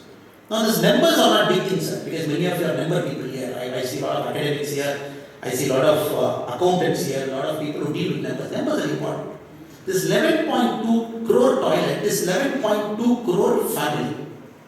This 11.2 crore family is nothing but a minimum of 11 crore women. Minimum. It could be 2 women, it could be 3, but minimum of 11 crore women is nothing but 110 million women. 110 million women for the first time in their life, they don't get up 1 hour before a male gets up. They don't walk 2 kilometers outside the village so that nobody should see them going for a natural call. And 3:30, 4:30 in the morning, they come back before the village wakes up in UP or Bihar or the interior parts of Tamil Nadu or in Andhra or in parts of Northeast. For the very first time in India, 11 crore sisters and mothers, they have dignity. They don't go out because it is right in your home because the government subsidizes your toilet. It has built 11.2 crore. Now this is a great story for the world. How India can solve its own problem. Now for the very first time we see crores of houses built. Crores of houses built. For the very first time, people have a roof under them. The government of India promises them, you don't have a house of your own, it is my duty to build a house for you, which will build it for you. Be it in urban, be it a rural area, different subsidy schemes will build it for you. And many times when simple karyakartas like me, when we travel deep inside the rural areas, the mother proudly tells me, sir, look at this house Modi built me. And then she will call her daughter. My daughter for the very first time is going to get married in my own house, sir. And not that, sir. Only 2% of India's immovable property is in a woman's name. Immovable property, meaning land or building, Out of the whole India, only 2% is in a woman's name. But the houses Modi ji builds, for them, 81% is in a woman's name. Because after 2016-17, the house gets registered to woman. First time she has got dignity. Not only the house is built, the house is also in my name. And 1947, freedom is only political, but not an economic freedom. As Rabindranath Tagore very beautifully he said, a freedom has to be complete in all aspects. It has to be economic, it has to be cultural, it has to be political. Only when you are completely free, a true freedom is given. Now, 1947 to 2014, yes, we were a free country, a free republic. But 2023, we can very safely call that the freedom is not only political, it is also economic.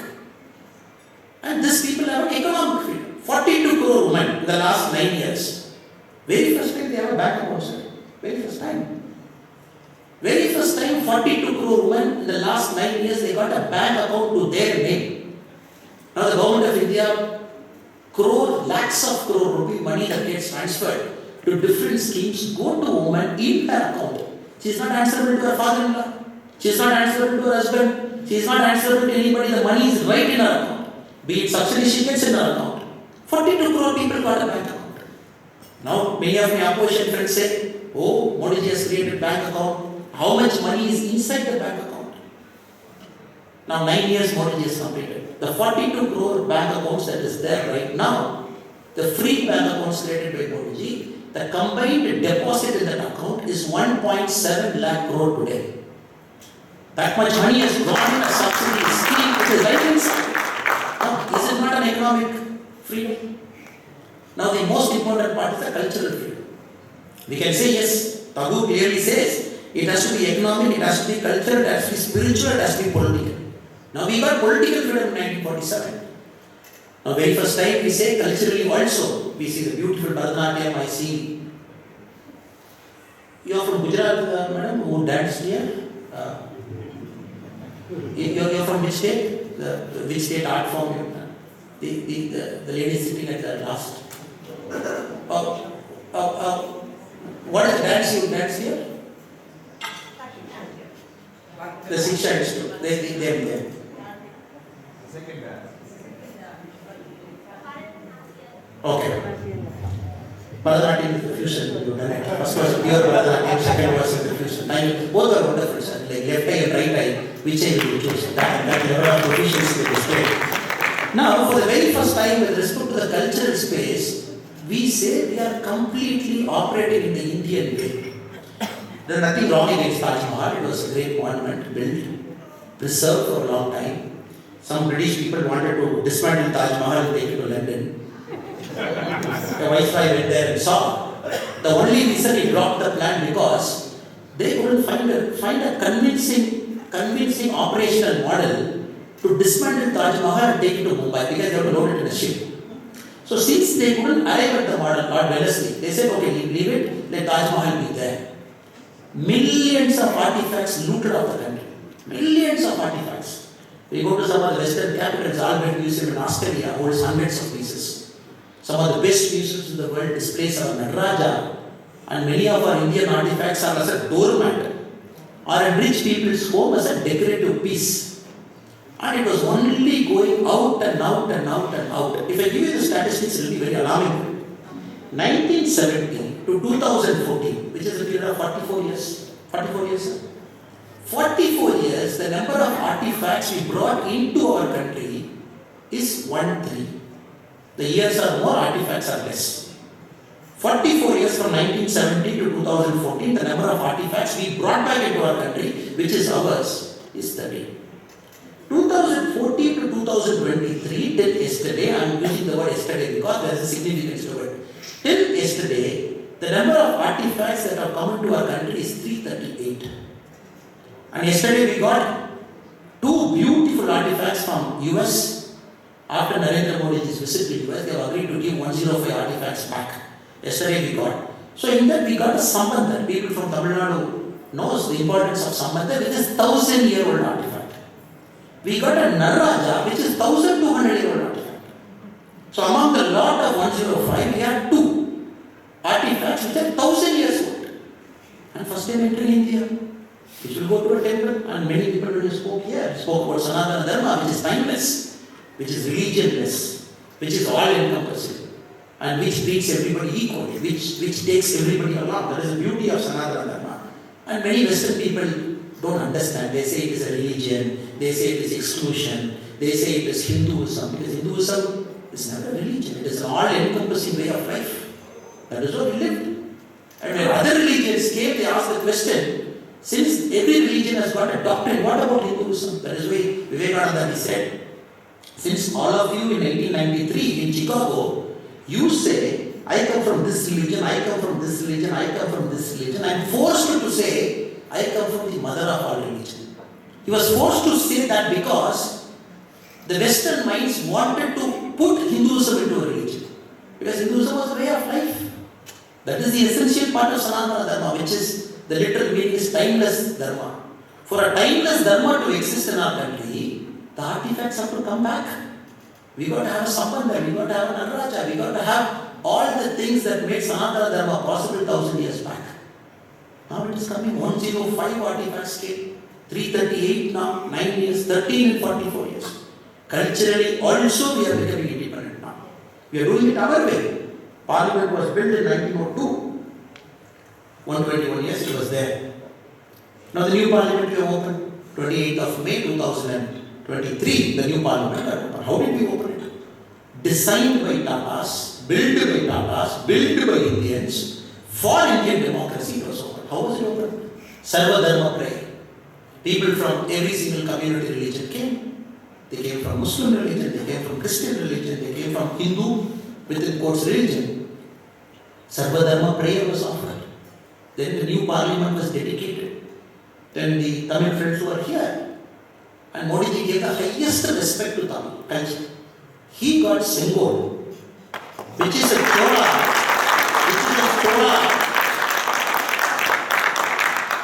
symbol, which in the northern part of India we call the Dharma Dand. And he wanted that symbol to be in the people's seat of power, next to the speaker's chair. He wanted that symbol to be there. And not only symbol to be there, he called the Adinams from Tamil Nadu. All the 19 Adinams went. And these Adinams have a history of, some Adinams have a history of 850 years of uninterrupted history. Meaning 850 years there is somebody in the mud, one after the other managing that mud, the Shaiva matter. So 19 Adinams went. And how was the symbol taken? Thiruvasanam was sung, Devaram was sung, Kolar Padikam, which is a 9th century old stanza, was sung. And it was gone and placed. Immediately I see some of my opposition friends say, oh Modi ji, what is he doing? Oh Modi ji, you were 121 years in a colonial architecture that was leaking, rats were running. And suddenly we proudly built and dedicated ourselves a parliament with the revival of Indian culture, with Sengol, with Sarva Dharma prayer. Everybody accommodated there. And suddenly you have a problem. They said, how can Sengol go inside? What is wrong with Sengol? Tirukkural, which is 2300 years old, which is older than any religion existing in this world. Tirukkural, there Tiruvallur writes, when Adhigaram got Sengol Mai, he gives 10 Kural to Sengol. Then I have to tell my opposition friends, hello brothers and sisters, where is the word Sengol came? It is there in the ancient Sangam literature. It is there in Tirukkural, even before a religion got formed in this world.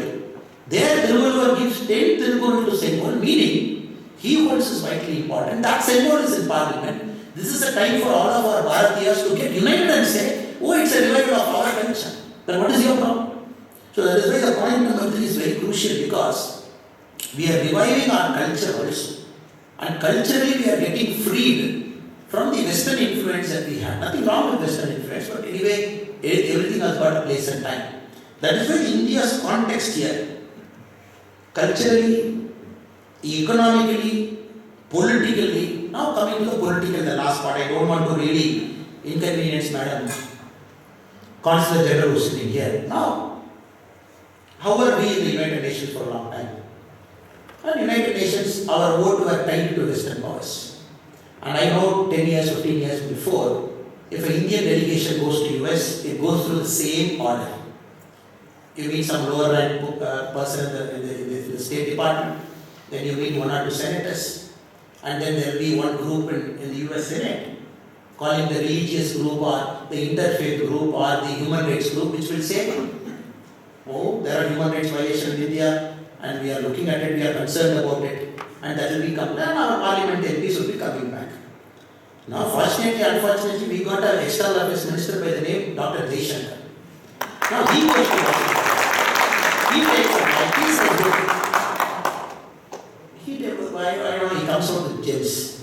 Like Tirupati, he comes out with gems once in a while. He says, look, if you think there is a problem with us, then we think there is a problem with you as well. So we also have MPs. We also can study into the US model. When the US very overvalued research like Pew Index, when it says 97% of Indians practice their own religion without any discrimination, Pew Index. But the same Pew Index for US, it says only 64% of Hispanics practice their religion. Only 60% of blacks practice their religion without discrimination. Now you have the audacity to put a parliament group, a Congress group to say, we don't allow our minority friends to practice discrimination. And then he goes to Europe, he says, the problem with Europe thinks Europe's problem are the world's problem. And Europe thinks the world's problem are not Europe's problem. So we disagree with it. Now, we have a truly independent foreign policy. And our independent foreign policy, be it Russia, Ukraine, or be it anywhere in the world, we put India's interest at the top, we make a decision. We don't care about the P5, we don't care about who you are, God bless you. But we clearly say, for any decision India has to make on the global problem, including the 2017, the Palestine issue, when we took a bold stand in the United Nations Assembly, or the Ukraine, or the multiple resolutions India has put up, we are very clear to advance India's interest. We will make a call that will put our country one step ahead of others. So foreign policy also very different. So all the global powers want to quote India. So last 3 days we were in Johannesburg for the BRICS political party meeting. And now the African National Congress had invited 54 political parties. The ruling party of Russia, the opposition party of Russia was there. The ruling party of China, which is the one party, the Communist Party of China was there. Brazil had 2 parties they were there. So every party were looking at BJP very differently now. And they want to have a chat. They say, look, Modi ji, now we invite BJP to come to our country. Please request your national president. Because they know BJP as a party is going to stand for a long time. Because we put country's interest every single time in the global stage. Now newfound respect we saw. And there is a deeper collaboration between the Bharatiya Janata Party and the African National Congress. And we have extended invite to the ANC also to visit India. So which they said they will be visiting India very soon, a delegation from ANC also. The reason I am putting this in perspective because we are living in one of the greatest period in India's civilizational history. The numbers, the data, the argument, the quality of democracy, the deepening democracy can only go up. I am not specifically talking politics because Madam Consul General is here and I really don't want to inconvenience Madam because she is apolitical and tomorrow Congress person is coming and Madam will be there because you have chosen to invite Madam, community event and Madam will always come. So that is why I am being very careful in not going politically on some subjects which I really want to do. And there is a separate occasion and place for doing that. The Bangalore meeting, the partner meeting. So we have a separate time to talk very deeply about it. So with this, I pay my compliments to everybody who is present here. And the sense of history is so overwhelming. 59,416 days is not a joke, madam. Not a joke, sir. Not a joke, brother and sister. And 59,000 days have passed. 284 trips of ships have passed. And 158,000 indentured laborers have come. Now you have made life for yourself. And not only you have made life for yourself, you are very proud people in South Africa, not forgetting the Indian roots, turning up every time some Indian like me comes. Still you maintain that bond, maintain that culture. So what more privilege and blessing can we have? That is why the trip to Durban doesn't matter. Even it's a one-night trip, even it's a late-night trip, even it's a 50-minute I have to speak in front of you. I will keep coming 1,000 times. So the invitation is always coming to me, be it what time. Because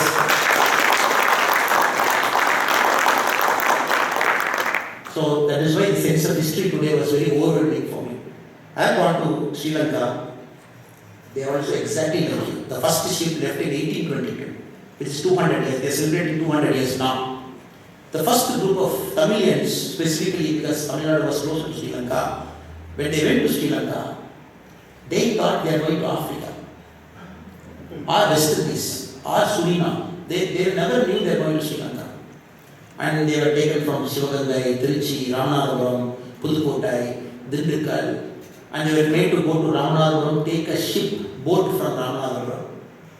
Gulf of Mannar they crossed. They entered either the Mannar side or the northeast side, Trincomalee, the north side. They never had a clue they are going to Sri Lanka. I don't think any other community in the world history, they are displaced 5 times like the Sri Lankan Malaya community. They are displaced 5 times. They can be really compared to the Jewish population. 1822 they went. The Britishers were so smart. They saw the ship, they saw the boat. One village, 20 people. One village, 10 people. One village, 20 people. They said, look, all of you go together to one place, you create trouble for me. They said, 5 of you here, 5 of you Kandy, 5 of you Nurelia, 5 of you here. They were just divided brutally. And they trekked hundreds of kilometers in the forest. And the villages were separated brutally. They went and occupied places which was forest, bisons, tigers. With their bare hands they started taming it. Then the jute went in, then the tea went in. Then they went there. Sri Lanka got independence. The first thing then the Sri Lankan government did is, they made this Malaysia Tamil stateless. They said if your father is not born here, you don't have Sri Lankan citizenship.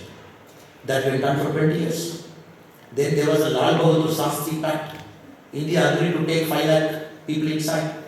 Then first displacement from Tamil Nadu, second displacement inside Sri Lanka, third displacement after Sri Lanka's independence. Then India took back 5 lakh people inside. The fourth displacement, they were randomly given to Ooty in Tamil Nadu, Munnar in Kerala, Sulya in Karnataka, because they have to get settled in that mountainous parts which they are used to in Sri Lanka. Now, when I went to Sri Lanka for the first time, I really wanted to trace that. I said as a Tamilian, I wanted to see the route they have gone. I told a friend in Colombo, we have to travel all the way to Nuruli. I said 6.5 hours, we said we will travel. Went there, saw them. They are 8th generation, 9th generation, 10th generation living there, in the high mountains of Sri Lanka.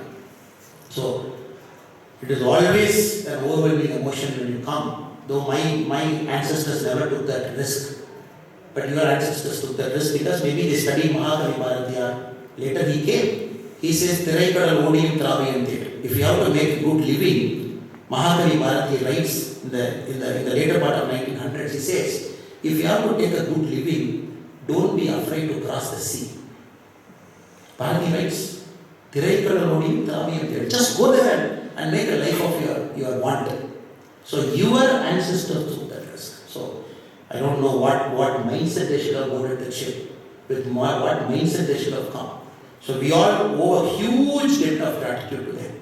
I only request you very humbly to stand up and bow down your head in prayer for all the forefathers, the ancestors who have come from there, for giving us a life, for giving us a meaning in a distant land. So with this, I want to end my small comments here.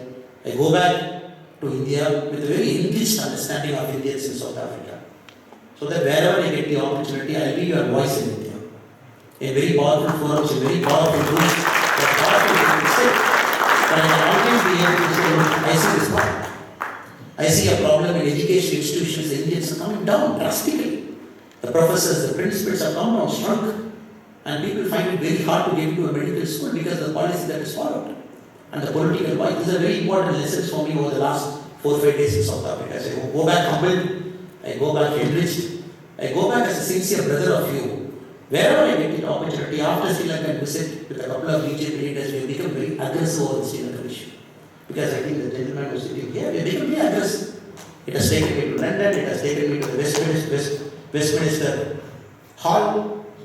We work very closely with the global Tamil forums. We try to find a solution to it because we believe it is our problem, it is not their problem. So the Tamil Nadu Bharatiya Janata Party, the leaders in Tamil Nadu, we firmly believe the Sri Lankan problem is our problem. If we don't solve it now with Modi ji here I don't think anybody is going to solve the problem. That is why we become very aggressive. We conduct protest meetings. Because in the heart we believe we have to solve it. So likewise, your problem is our problem. And we will stand with you. We will continue to speak for you. And I am very sure, in a very democratic process, with a very friendly country, we will find ways to solve our problem. I am very confident about it. Thank you so much. Sorry, I believe your dinner is already 10:05. And standing between you and dinner, thank you so much. It's a great honor to come here. God bless you all. God bless South Africa. God bless all of you.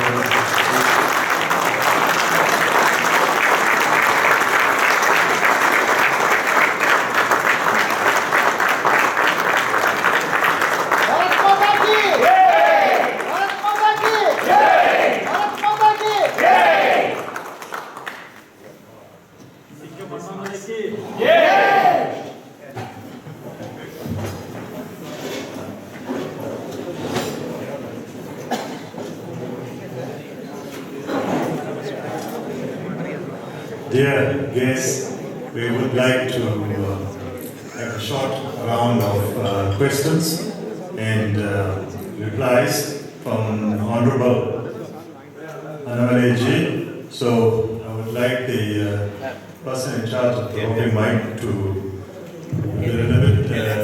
just take only 10 questions, but please keep the questions relevant to our meeting today.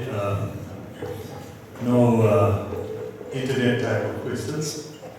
Make it relevant to our purpose of gathering here with the Honorable BJP member and the link between the diaspora.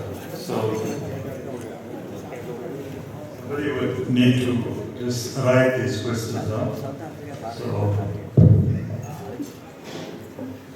So first, introduce yourself. One question per person, please.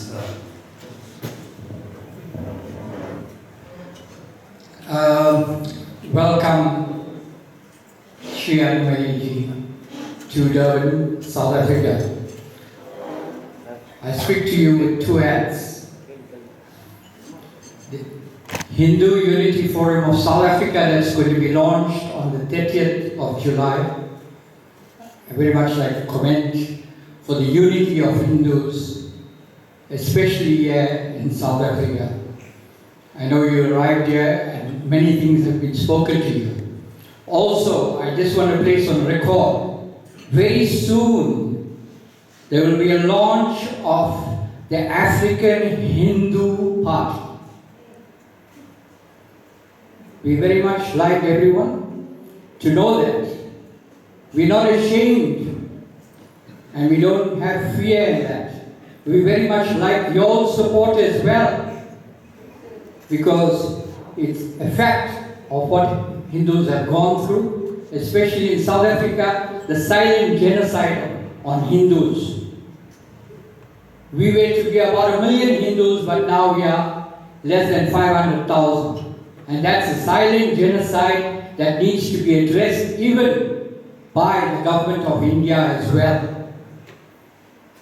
We have a lot of issues in the country. I wish we could have more time to speak to you directly about certain issues. We must not shy away from our issues, and I think it's very good that you spoke about a lot of things over here. And I would like you to please take this genocide about Hindus in this country to another level.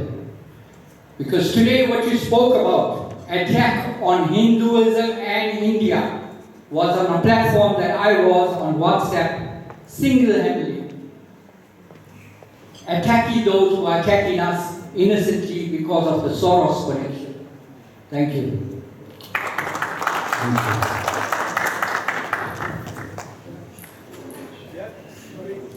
I think that was a comment rather than a question for on that side, and then I'll come to you. Okay, just 1 minute, viewers, before you. So introduce yourself, please, and keep your question brief, please, because our guest hasn't had dinner yet. I bid you welcome from my heart with much love, my son. Okay? When I was young,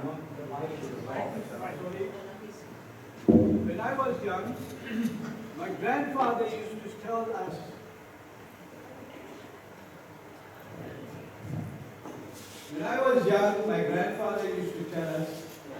only good Muslim is a great one.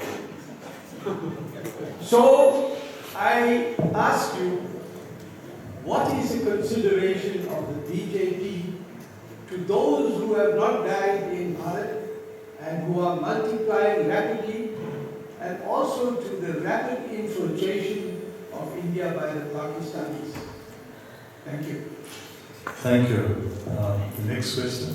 Okay, thank you very much. First, introduce yourself. Sorry, my name is Marvin Gavanda. I represent a civic in Phoenix called the Phoenix Tenants and Residents Association. And I also strongly believe in human rights activism. So the question I have for Mr. Annamalai is, the Jaffna Tamils, when will they receive citizenship from India? Those that have gone as refugees in Tamilnadu. Thank you. Next question. I think it's Mr. Grish Governor. Thank you very much.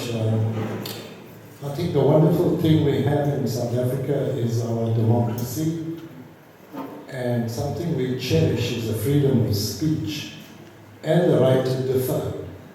And I must differ with my friend who spoke earlier for the benefit of our esteemed guests and our Consul General, who would be the first to say, there is no genocide of Indians in South Africa. Please, we have to be Hindus, or even Hindus, or Tamils, or Telugus.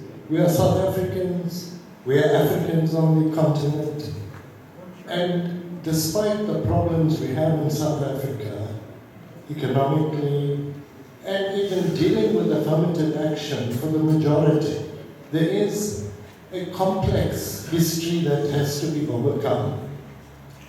And I would want us here, especially people listening to this, the word genocide is serious. Genocide was committed against the Tamils in Sri Lanka.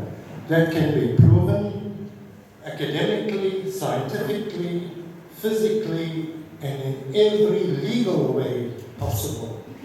And that we appreciate what our Honorable Minister from India has said about the fact that the problem of the Tamils in Sri Lanka is a problem that that India accepts as their problem, and I would say more specifically our Honorable K Annamalai. It's something we would hold dearly that he would take up, and I hope we'll be able to have an opportunity to deal with it further. But please, in this country, we have problems, but our constitution and our weak state as it is now is still able to protect us against any kind of genocide talks and any kind of violence which may take place, but it will be managed in a very difficult environment that we are in. I speak also as a human rights activist and a lawyer, and I'm open to more discussions on this by anybody in this kind of peaceful environment where we can debate anything. We recognize the problems of Muslims in India, but we must support, as our minister said, the problems of India is the problem that the diaspora must defend and help resolve. The unity of India with all their Muslims, 300 million people, cannot be just wished away. They are part of India, and we must respect the efforts that the BJP is even making to build that unity and to bring peace. And will set an example to the other Arab nations in the Middle East, who cannot even stand up for the Palestinians and have sold them down the drain. Thank you. Well said. Thank you. We're just going to take one more question. There's a question here, Desi Shula, and then, all right, while she's there, Prof. Anil Chakrabarti.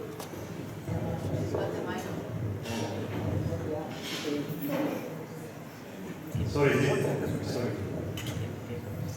Thank you very much for a very enlightening and eloquent talk that you've given us. I think as South African Indians, you rightly said that our heart belongs in India, so we consider India as the motherland and South Africa as the fatherland. Having said that, I'm from an educational background, and one of the things that our country lacks in the area in which you are streets ahead of us is in the farming industry and biotechnology. And I think we look greatly to you to lead us in terms of establishing this in South Africa, because we have very many resources, and I would really appreciate if you connect us with the relevant people in India, so that you have a head start, especially when you mentioned the vaccine. The way that you handle the vaccine initiative is very admirable. So my question will be related more to the education and the farming industry. Thank you. Thank you, Professor Anil Chakrabarti, who is the Dean of Research at the University of KwaZulu-Natal. There was one gentleman. Yeah, 1 minute. I'll finish that side and then.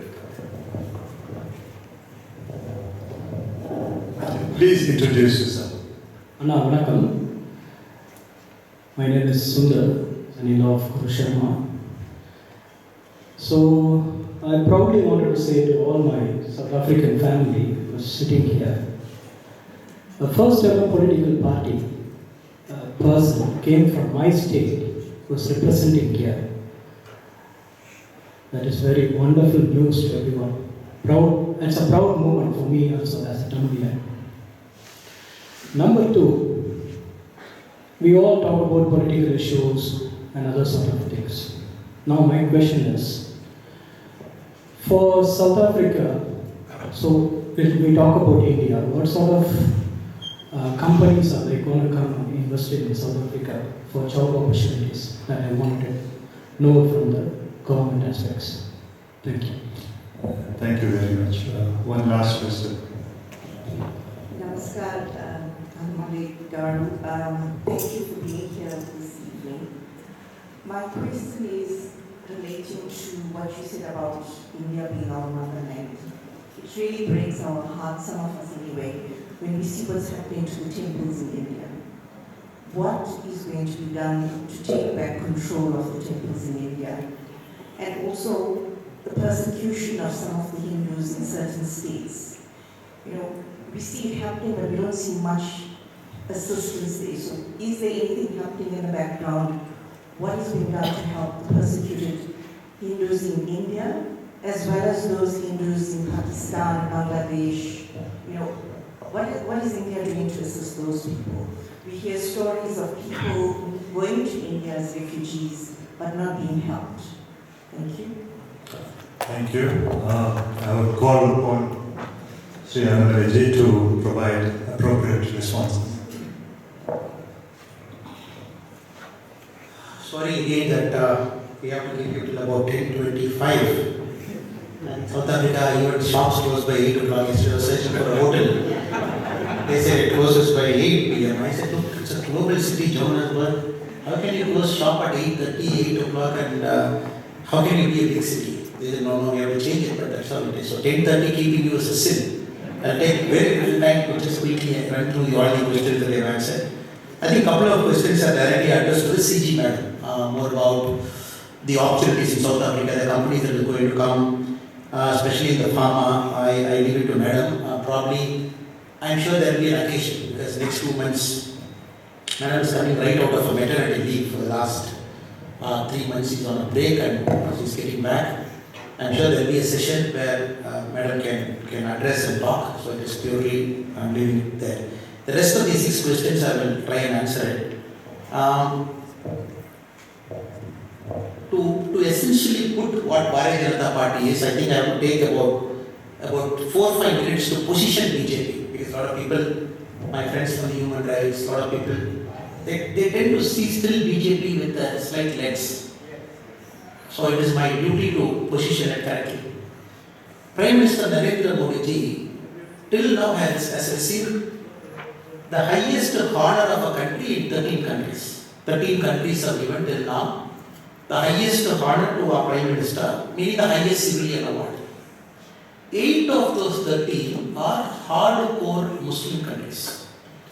And 8 of those 13 Islamic countries have chosen to give their highest civilian honor, which is not reserved for the American president, not reserved for a French president, not reserved for the German chancellor.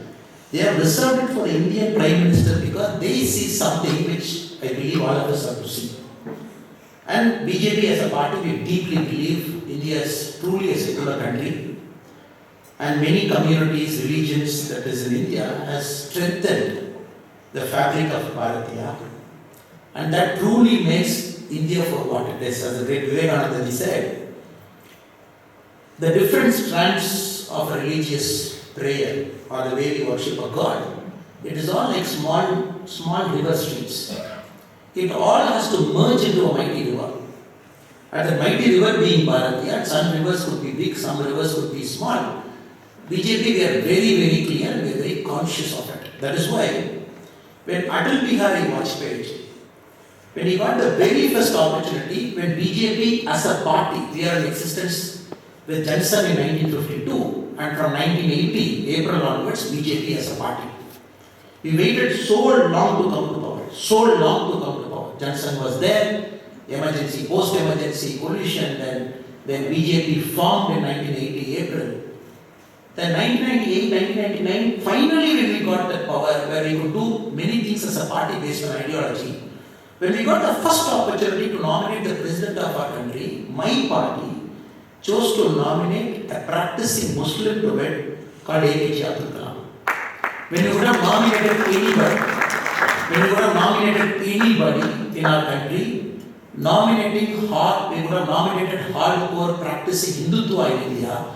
But Vajpayee ji chose to nominate a practicing Muslim, APJ Abdul Kalam. This is a very important history which we shouldn't forget. That shows BJP for what it is. Because we saw Abdul Kalam ji not as a Muslim, not as a Hindu, not as a Christian.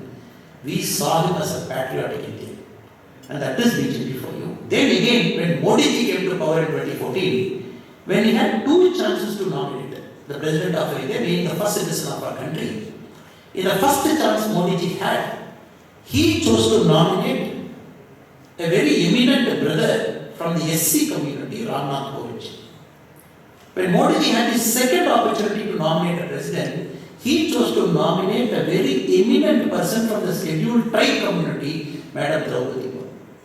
I don't think any political party in the world, in any constitutional democracy, would have lived a true secularism like what BJP has done now. Now, I am the president of BJP in Tamil Nadu. In the last 2 years, I am hosting Iftar. The president of BJP in Tamil Nadu, I am hosting Iftar. I don't wear a skull cap, but I host Iftar. Because my meaning of secularism as a BJP Karyakarta is very clear. I practice my religion, you practice your religion. Every religion is same. There is nothing called my religion is greater or your religion is small. But as the citizen of this country, with a brotherly affection, I am hosting an iftar. I am inviting my Muslim friends.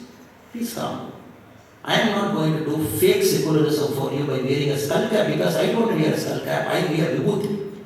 I am not going to ask you to wear a vibhuti because you have to wear a skull cap as per your religious tradition. So I am doing it for 2 years running. 2 years, I am also hosting a Christmas function. BJP Tamil Nadu officially is hosting Christmas function, which in Tamil we call Samattuva Christmas, calling a secular Christmas. We invite every single leader there, we cut a cake, there is also a wine mixing ceremony we do. So this is something which many friends have to understand because we are the next generation Karyakartas in BJP. We follow our leaders like Modi. So we don't do this nakul, what is this? The fake secularism. But unfortunately people believe doing this fake secularism means you are respecting all religion. Very proudly as party Karyakartas, we respect every single religion, but we don't do fake secularism. We believe everybody is same, this country is for everybody. It is not a joke BJP wins in Mizoram, BJP wins in northeastern states. We are power in northeast, sitting in power in northeastern states. Our chief ministers are sitting in power. States which has got 60% Christian population. BJP is in power. A state like Goa, which has got 26% Christian population, we are in power for 4 times. And very proudly we say, when we talk about the uniform civil code in our country, when I see statements coming from this political party or coming from somebody in US, when they make statements called the human rights, people have to understand. In our constitution, when there was a debate on the uniform civil code, I urge my friends to read what exactly the debate that happened inside the Indian Parliament when our constitution got drafted. 5 people spoke in the constitutional debate. 5 people spoke. 2 gentlemen, including Mr. Ismail from Muslim community, spoke. K Annamalai spoke. Already Krishnaswamy Iyengar spoke. The final gentleman who spoke is B.R. Ambedkar. Only 5 people in the Indian constitution debate they spoke on uniform civil code. What did Ambedkar speak? He said this country belongs to everybody, including the Northwest Frontier Province. Till 1937, there was nothing called Sharia law. Including Northwest Frontier Province, every single part of India had a single law. Only in 1937, Sharia law came into Northwest Frontier Province. The Central Province got Sharia law in 1940. Because it's such a complex country. If I go to Madam State is a matriarchal society, some parts of the state, because the property goes to women. If I go to parts of Karnataka, even now, it's a matriarchal state. In the coastal Karnataka, the property goes to women, the house goes to women, the house doesn't come to men.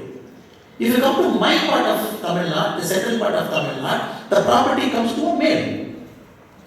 So 1956, when the Hindu Code Bill came, which became an act, where we said, look, everybody is equal, including my community, which was enjoying the privilege till 1956 of 100% property coming to a male. We said in 1956, women have got an equal right to inherit. What is wrong? Absolutely right. From 1956, the Hindu communities enjoys an equal right, where the male and the female born in the same community, they get equal right to property. That is a change. That is a very important change in democratic society. Likewise, the Supreme Court gave a judgment in the Shah Banu, where it said a woman who is divorced has got every right to get a monthly maintenance, which is the norm in every liberal and democratic order. The Parliament of India chose to pass an act overriding the Supreme Court judgment, saying if a Muslim woman gets divorced, she is not eligible for a monthly maintenance. Now, when BJP is trying to reverse it, why do people call us secular? Or when the hardcore Islamic countries, including 100% Islamic countries which follow Sharia law, when they don't have a triple talaq in their own country, when 90% of Muslim countries don't have triple talaq, when BJP abolishes triple talaq in India, why do people call BJP as secular? People have to understand history in perspective. We are trying to right an historical wrong that has happened. Now, in the Uniform Civil Code, when there is a debate that is happening in India, that women have equal right, equal access to property, equal access to maintenance. What is wrong in it? How does secular come in? Or when we say in the Christian community, the section 10, it says when a Christian community couple doesn't have children, the inheritance of property goes to the husband. When in the Uniform Civil Code, the debate is happening. No, when a Christian couple doesn't have a children, it has to go equally between a husband and a wife. The husband can decide 50% of the property, the wife can decide 50% of the property. What is wrong in it? This is what Mr. Ambedkar spoke in the parliament. I feel really sad when half-baked Indian politician doesn't understand history, doesn't understand Ambedkar. And they paint the BJP as a party that is not secular. It pains my heart. So that is why, to my friends who are watching the video, who are watching from outside, I understand we are a truly 100% secular party. If there is one party in India which will stand for Muslim women, we are the only party in India which is standing with Muslim women. We are standing with the Muslim system, which we proudly take a voluntary stand.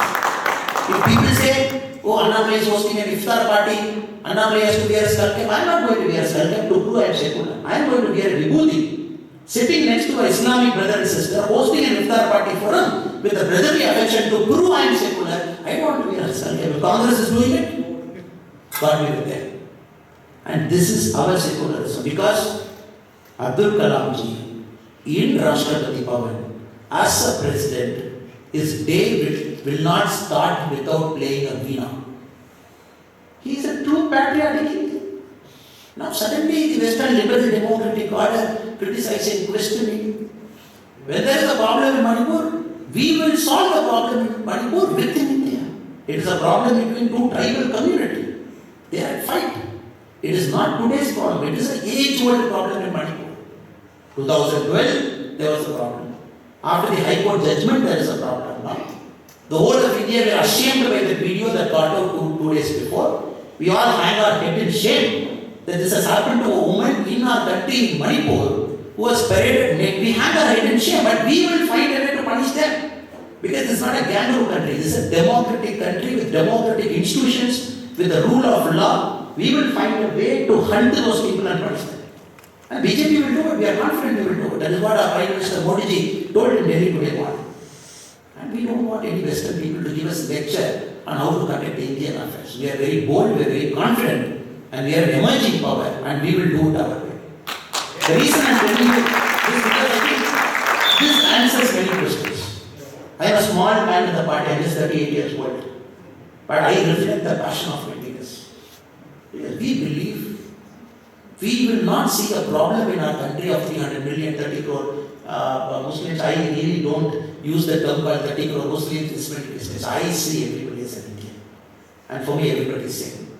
I never wear tinted glass to say this, that, and everything. You can check the recorded history of Modi ji. Speaks of Modi ji in Turkey. When he lands, he goes to a mosque. Nobody talks about it. Just a month back, nobody talks about it. And Modi ji celebrates Bora Muslim movement, nobody talks about it.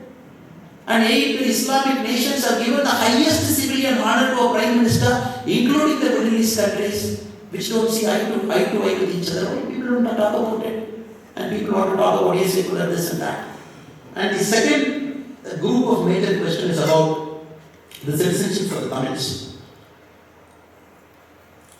To put things in perspective, the Citizenship Amendment Act that we got, which is very rightfully for the persecuted community in certain countries, 4 countries, which have declared themselves as Islamic countries. The minorities inside were persecuted based on religion. So those 4 countries qualified, and people are waiting in queue for a long time. They are being granted Indian citizenship. Now the problem of Sri Lankan Tamils is a very important problem, very important issue that is happening. Now, because this I am taking some extra time because Sir is also sitting in the stage, I want to give a sense of history. Now for the Tamils issue, it has happened multiple ways. One, there is a question of stateless citizen after Sri Lanka became independent, and 5 lakh people which India agreed to take inside India from Sri Lanka. That commitment is honored, everybody is inside.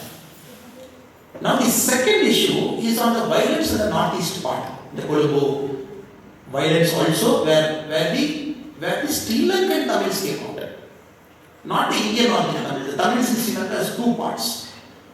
The first Tamils in Sri Lanka are the Sri Lankan Tamils, which predominantly live in northeast. The second Tamils of Sri Lanka are the Indian origin Tamils called the Malayalam Tamils, who went to Sri Lanka starting from 1822 for 200 years. Now the Malayalam Tamils issue is when they became stateless people after 1948, which is solved, no issue with that. Now the issue that my brother is asking a very rightful question there is about the Sri Lankan Tamils who came out of Sri Lanka into Tamil Nadu at different points of time, especially after the violence started, and they are in camps in Tamil Nadu.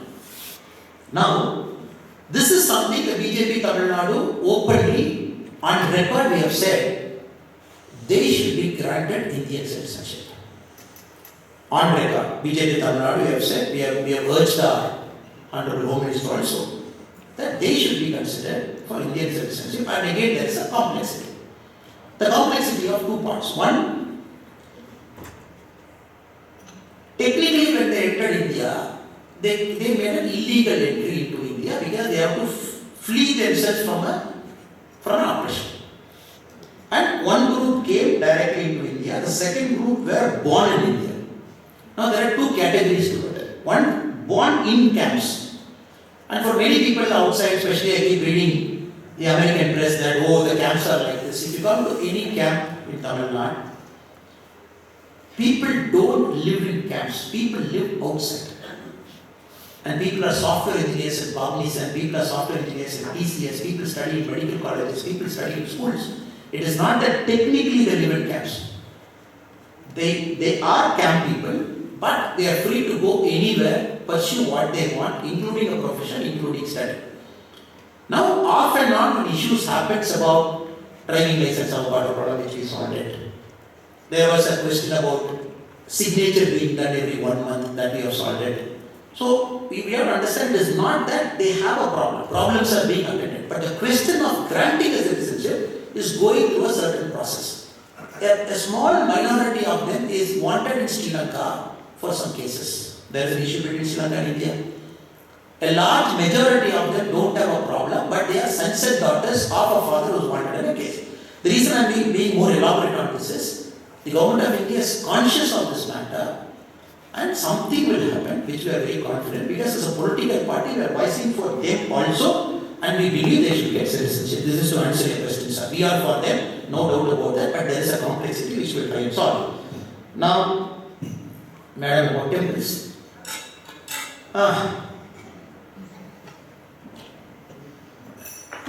The temples, especially in Tamil Nadu, I'm sure this question is more Tamil Nadu centric, which I assume and answer. Now, Tamil Nadu is a land of temples, very rich state with respect to Sanatana Dharma, temples and the religious practice. Now, this is something which I keep discussing within the Swamijis and very eminent people within the Hindu community also, that it is important that the next generation becomes guardians of their own practice. Government by its very nature in a democracy can only do very little. This I am saying as a politician. And we don't have a police state like how Hitler used to run, where they can do everything. So the generations of Hindus who come one after the other, it is important they preserve it, they have a sense of identity. The parents teach them right into the practices, right into worship, right into a way of life.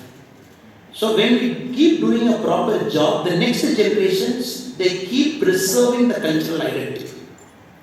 Now when we don't do this job of teaching them, job of educating them, job of giving them exposure, somehow, be it Hindu, be it Muslim, be it Christian, the next generation, they somehow lose a sense of identity. They don't see a temple the way you see it. Or they don't see a temple the way our grandfathers saw it. So this I think is the first problem, more than the government problem. So it is a problem that Hindu community has to look within and solve it.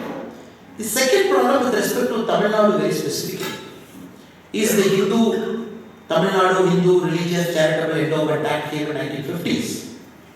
And the original act is very clear that it cannot alter the nature of worship in a temple. It can only be there as a government entity to make sure the bhaktadi, meaning the devotees are not inconvenienced and the revenue stream is maintained properly.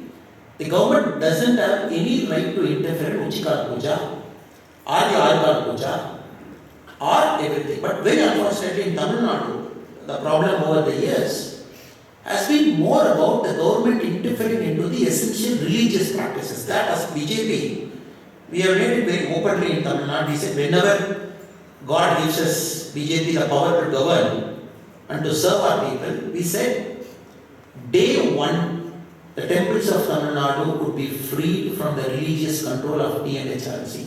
That is something as a leadership we are committed to. Every community has to manage their religious practice, be it a Christian, be it a Muslim, be it a Hindu. We have to manage our own religious practice. Now DMK and as we have a fight, next question they ask is, okay, now if you don't want the governments to control, then don't you think again the same group will come and occupy the temple? Now we keep asking, what is the same group you are doing? In Tamil Nadu, there is nothing called a group. Before the Hindu TNHRC came in 1952, each temple was managed by a community. For example, Chidambaram temple by Dikshitas.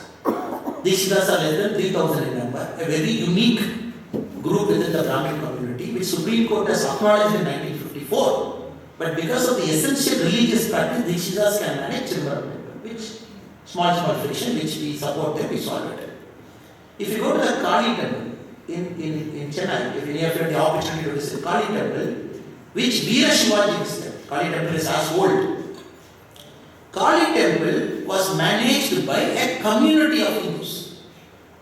Likewise, most temples in Tamil Nadu belong to a certain community. And the community manages them, including my own Kuladevara, is managed by a certain community over the last 400-500 years. So everything was going okay. Till the Britishers came in, they started dividing Hindu community on caste line. They said upper caste, lower caste, you are managing. It was never there before the Britishers came. Now this is a better way where the communities take rightful control of each of their temples. They run it, they manage it, but they open the temples to every single person in our community, in our country on constitutional grounds. That is the only way, because 1954 it was like that. Only after 1954 they started entering, they made a mess of managing the temple. Now other problem also. Now HRC doesn't have staff to run the temple. There is something called a fit officer in the HRC Act. A fit officer manages 10 temples. So right now, including buying an oil, it has to go to the guy to get signature. Including buying a mala, it has to go to the guy to get a signature.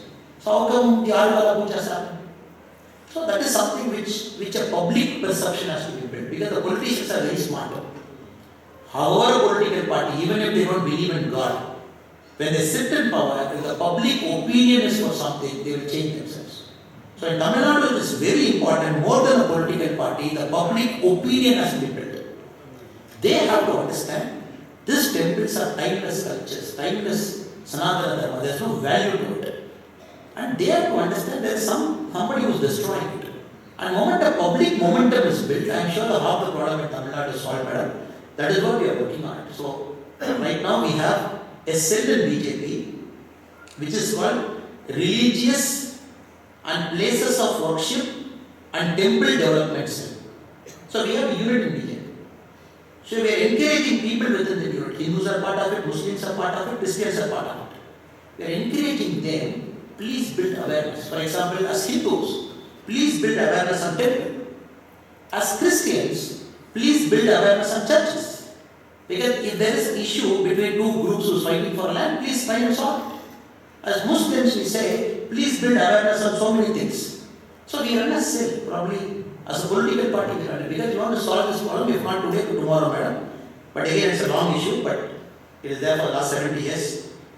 With God's grace, when whoever in BJP comes to power, whichever team is sitting at whatever point of time, I am sure 100% they will do it, madam. Then the other major questions are about, okay, genocide, no genocide. I am very conscious, sir. And I am not a rabble rouser. I am very clear as a politician. I speak a language that is very, very tempered. I respect each of you what you spoke. When somebody spoke, used the word called genocide there, somebody said I don't agree with the genocide there. I respect both of your opinion. Because I stand in the land of Nelson Mandela. And 27 years later, when he came out of jail, when they asked him, did you forgive your oppressor? When I read his quote, it was really overwhelming. He said, look, I have forgiven my oppressor. They said, why did you forgive this oppressor? 27 years, Robin Island, they put you. He said, look, if I don't forgive my oppressor, if I have it in the heart, which means I am still living in the jail. For me to be completely free, I have to forgive my oppressor. Only then, it's a very powerful quote from one of the most powerful iconic statements from South Africa. So my thing as a politician, I am very clear, sir. I am here to solve a problem. In Sri Lanka also, my words are very careful. When many friends wanted me to use a certain word, I said I will not use it. Only thing I say is, look, I am here as a messenger of solving a problem. Let us solve a problem. As other Tamil politicians, I don't want to add more petrol to a problem and make it more inflamed and make it more emotional. and get that extra votes, I don't want that extra votes. If, as a politician, if I can be a part of the solution, I will always take that part. So I respect both of your opinions, sir, and I really don't have a comment on it, but I believe, as I told to my question number one, the next generation of Hindus, because you asked a very specific question on Hindus, that they have to teach their children more about these practices. They have to guard it closely, and we have to spend time to our kids, take them inside, show a temple, show a god, teach him what Sanatana Dharma is, not merely telling him how to worship, but to go in detail about how a temple is built. A temple is the most scientific way a temple is built. You all know how a temple is built. It is the highest form of science. You basically select a land where a temple has to be built. Then you cultivate, in South India we cultivate a rice or other parts of barley. In that market space, then the first rice that comes, you take that rice grain, you multiply by 8 times. That is going to be the value of that building. Then the whole temple architecture has to follow that rice multiplied by 8 times. So that very scientifically, right from a temple wall to a god, to a size of a god standing inside, to the vigraha, to the parihara, everywhere you multiply the same logic of 8. The base of that 8 is one rice or a barley. That is pure science. So how many of us take a child into a temple and teach them? You are standing in the most scientific, you are standing in the most highest form of science a human can achieve.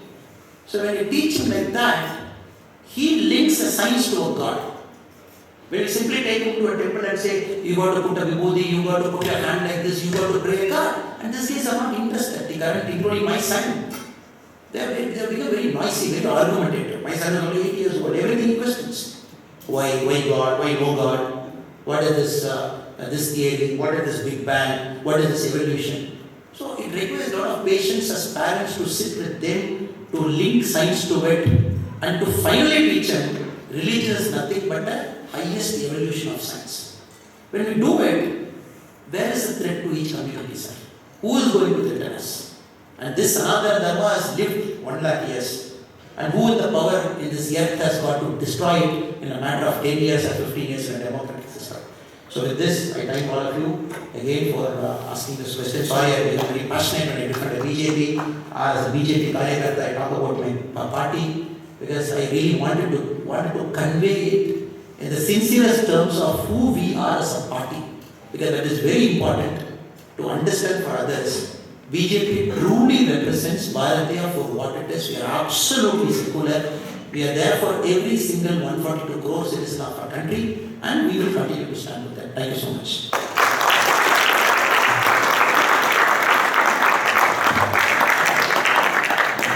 Thank you, Honorable Sri Annamalai ji, because I think it put to rest all the speculation and noise that people make in our community about Bharat. In closing this function, I would like to call the Honorable Consul General, Dr. Dharma John, to give a few concluding remarks and to say thank you to all of you.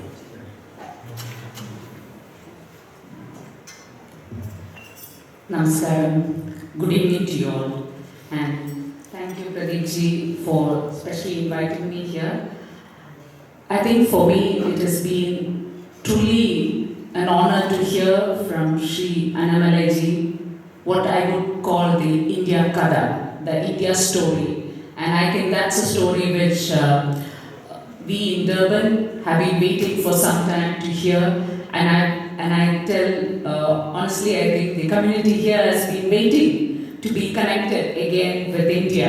And I think I should thank the BRICS, which is being hosted by South Africa, for bringing people across the oceans again to this shows.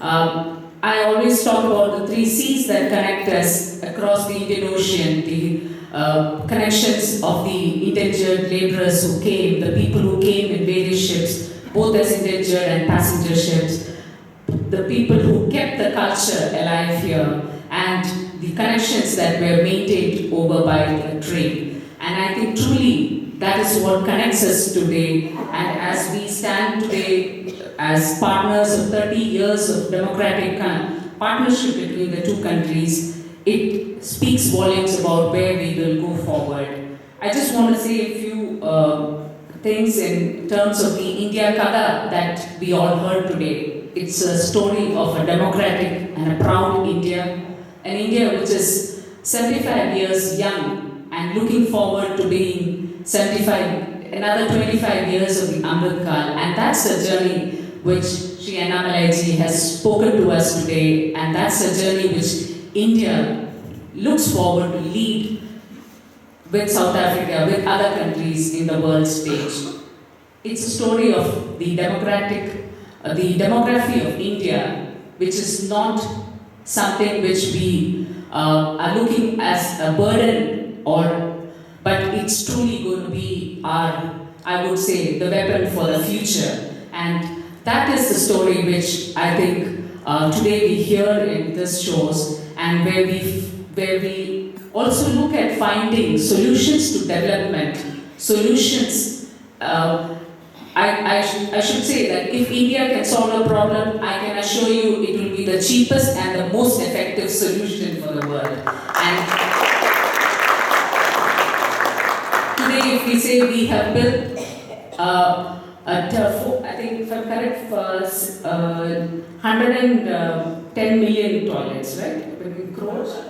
Yeah, 110 million toilets. So that's 2 toilets for every person here in South Africa. And I'm sure that is the cheapest technology that is available. And we have technology to share. We recently had the Sulab toilet founder coming here and offering the technology, and we are happy to take this forward because we believe that the technology and the development that we have in India is for the world, and that is the essence of the Vasudhaiva Kutumbakam. The last but not the least is, I think today we hear the India Kada about what we should truly has, the diversity and the divinity and the devotion that we all nurture and we are all proud to be. Be it Hindu, Muslim, Indian, Sikh or Buddhist, I think today we have an India story that we are all proud to be devoted in whatever we do and to take that forward. And that is the sense we have as the India story. And thank you, K Annamalai ji, for coming to Durban and to sharing this story with us. And the land where Nelson Mandela and Mahatma Gandhi walked, it is indeed a privilege for us to have you here, and I'm sure the people here will be truly inspired by your words and your vision as we go ahead. Thank you. Thank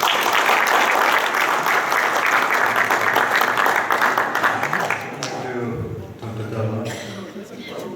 We've come to the end of an event that will go down in the history of both the temple and in the diaspora, or the India, or fondly called the Gilbit community.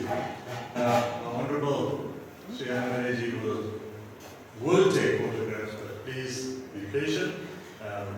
Have supper first, or we take photos first, and then we do have supper. So we do appreciate and we thank all of you, and a special thanks to Sri Mariban Temple, the trustees, and to our president here, Dr.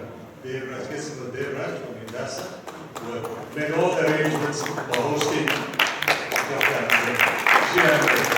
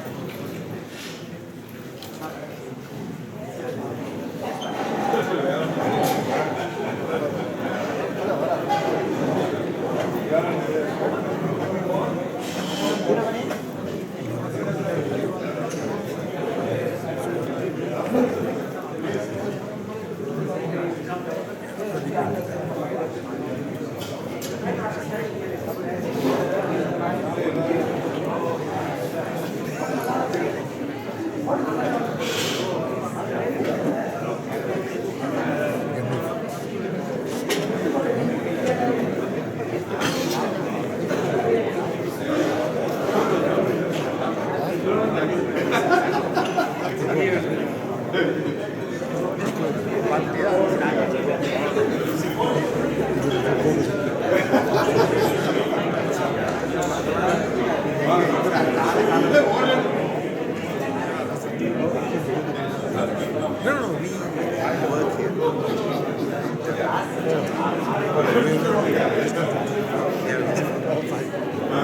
are from the same province. You know it.